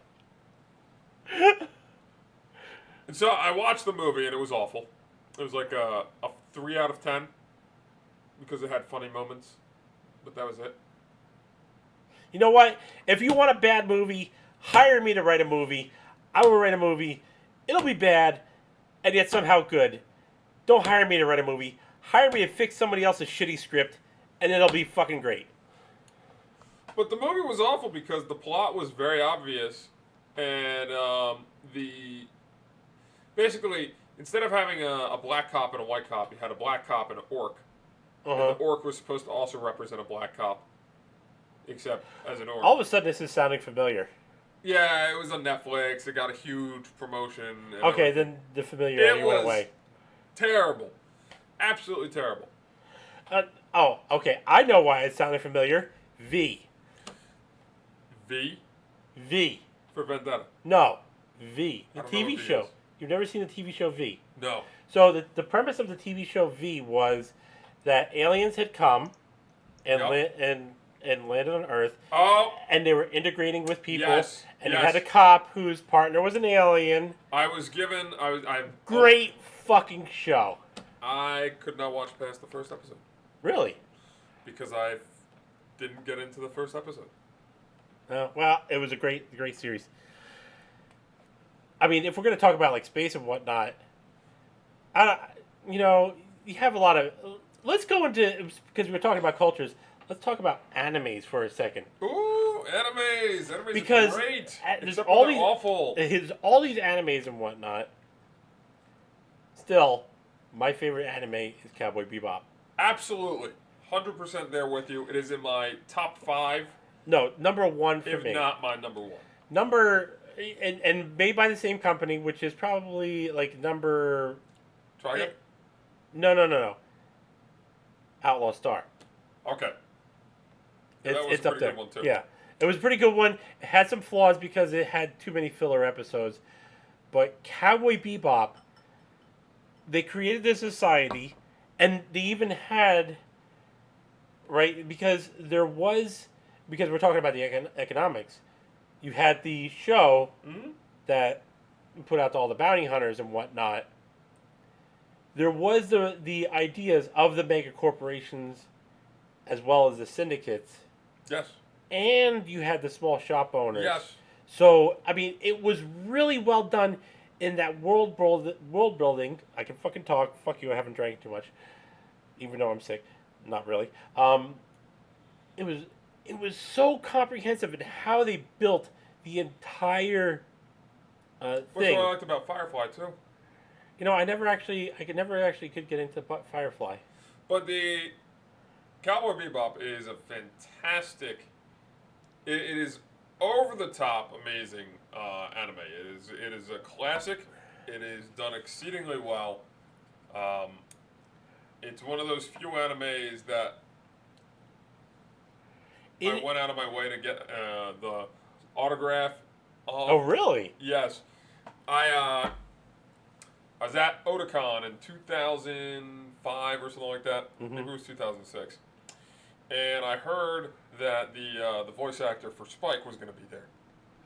And so You guys are great. I went down to the vendor's room, and I found the 6 greatest episodes of Cowboy Bebop. That is a tough choice. They got a collection of the 6 best episodes. Picking the 6 best episodes out of Cowboy Bebop is a tough choice. It is tough, but this is I could not do it. This is their choice. Yeah. So, anyways, I got that, and I waited online for like 2 hours to talk with him for a brief few seconds and get him to sign the CD of the CD case of the actual thing. It's one of my favorite animes. Period. It's beyond anything. Okay, let me ask you a question. Do you identify with any of the characters from Cowboy Bebop? The dog. No, I don't think I identify with any of the characters. I didn't think you would. I will say there is a character that I identify with from Cowboy Bebop. I will give you a hint and say, as a whole, you want to see if you can guess it?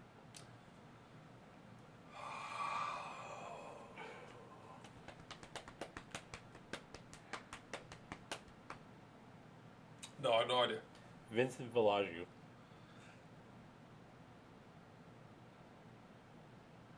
I'm gonna let you have that. I don't know if I think that. That was from the movie. Yes, Yeah.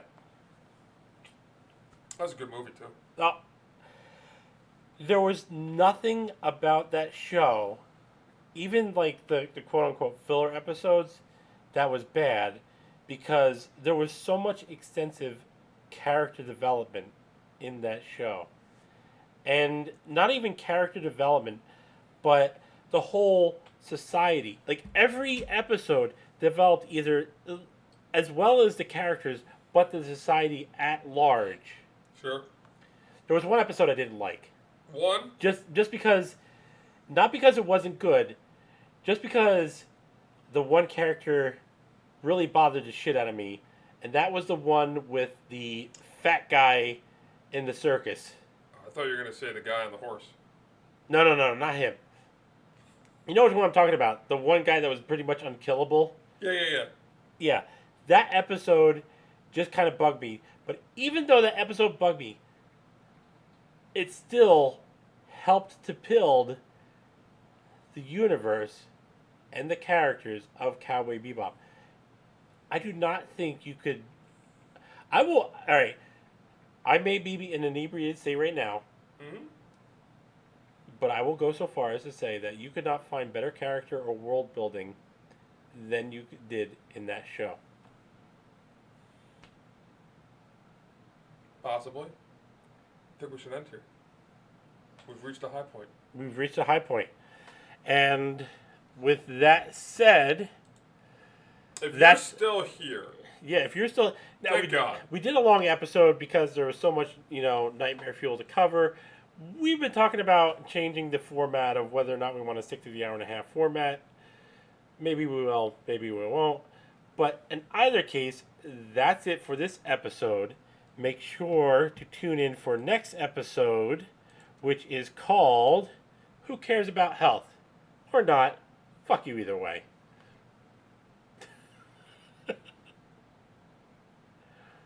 Remember to find us on Locals, BitChute, Minds, and Rumble to check out our alt-tech extras. And with that said, once again, I'm Greg. And I'm Charles. Remember to never question. Never ask for proof. And always believe what you're told by the news and politicians. No matter what. Now go back to sleep, fuckers. Good night, fellow human. You'll wake up tomorrow to cause more destruction and bring much more sorrow. You'll go out and smile and pretend you are good. But once you get crossed, you'll don a black hood. You'll maim and you'll rend all while you pretend that you are some kind of hero. You can't face the truth and you'll stay aloof to the fact that you're a zero. You'll sit and stay glued to a spoon-feeding tube so that you can believe you're the best. You'll obey and be bribed by a campaigner's lies. All throughout the COVID murder fest. I hate you all.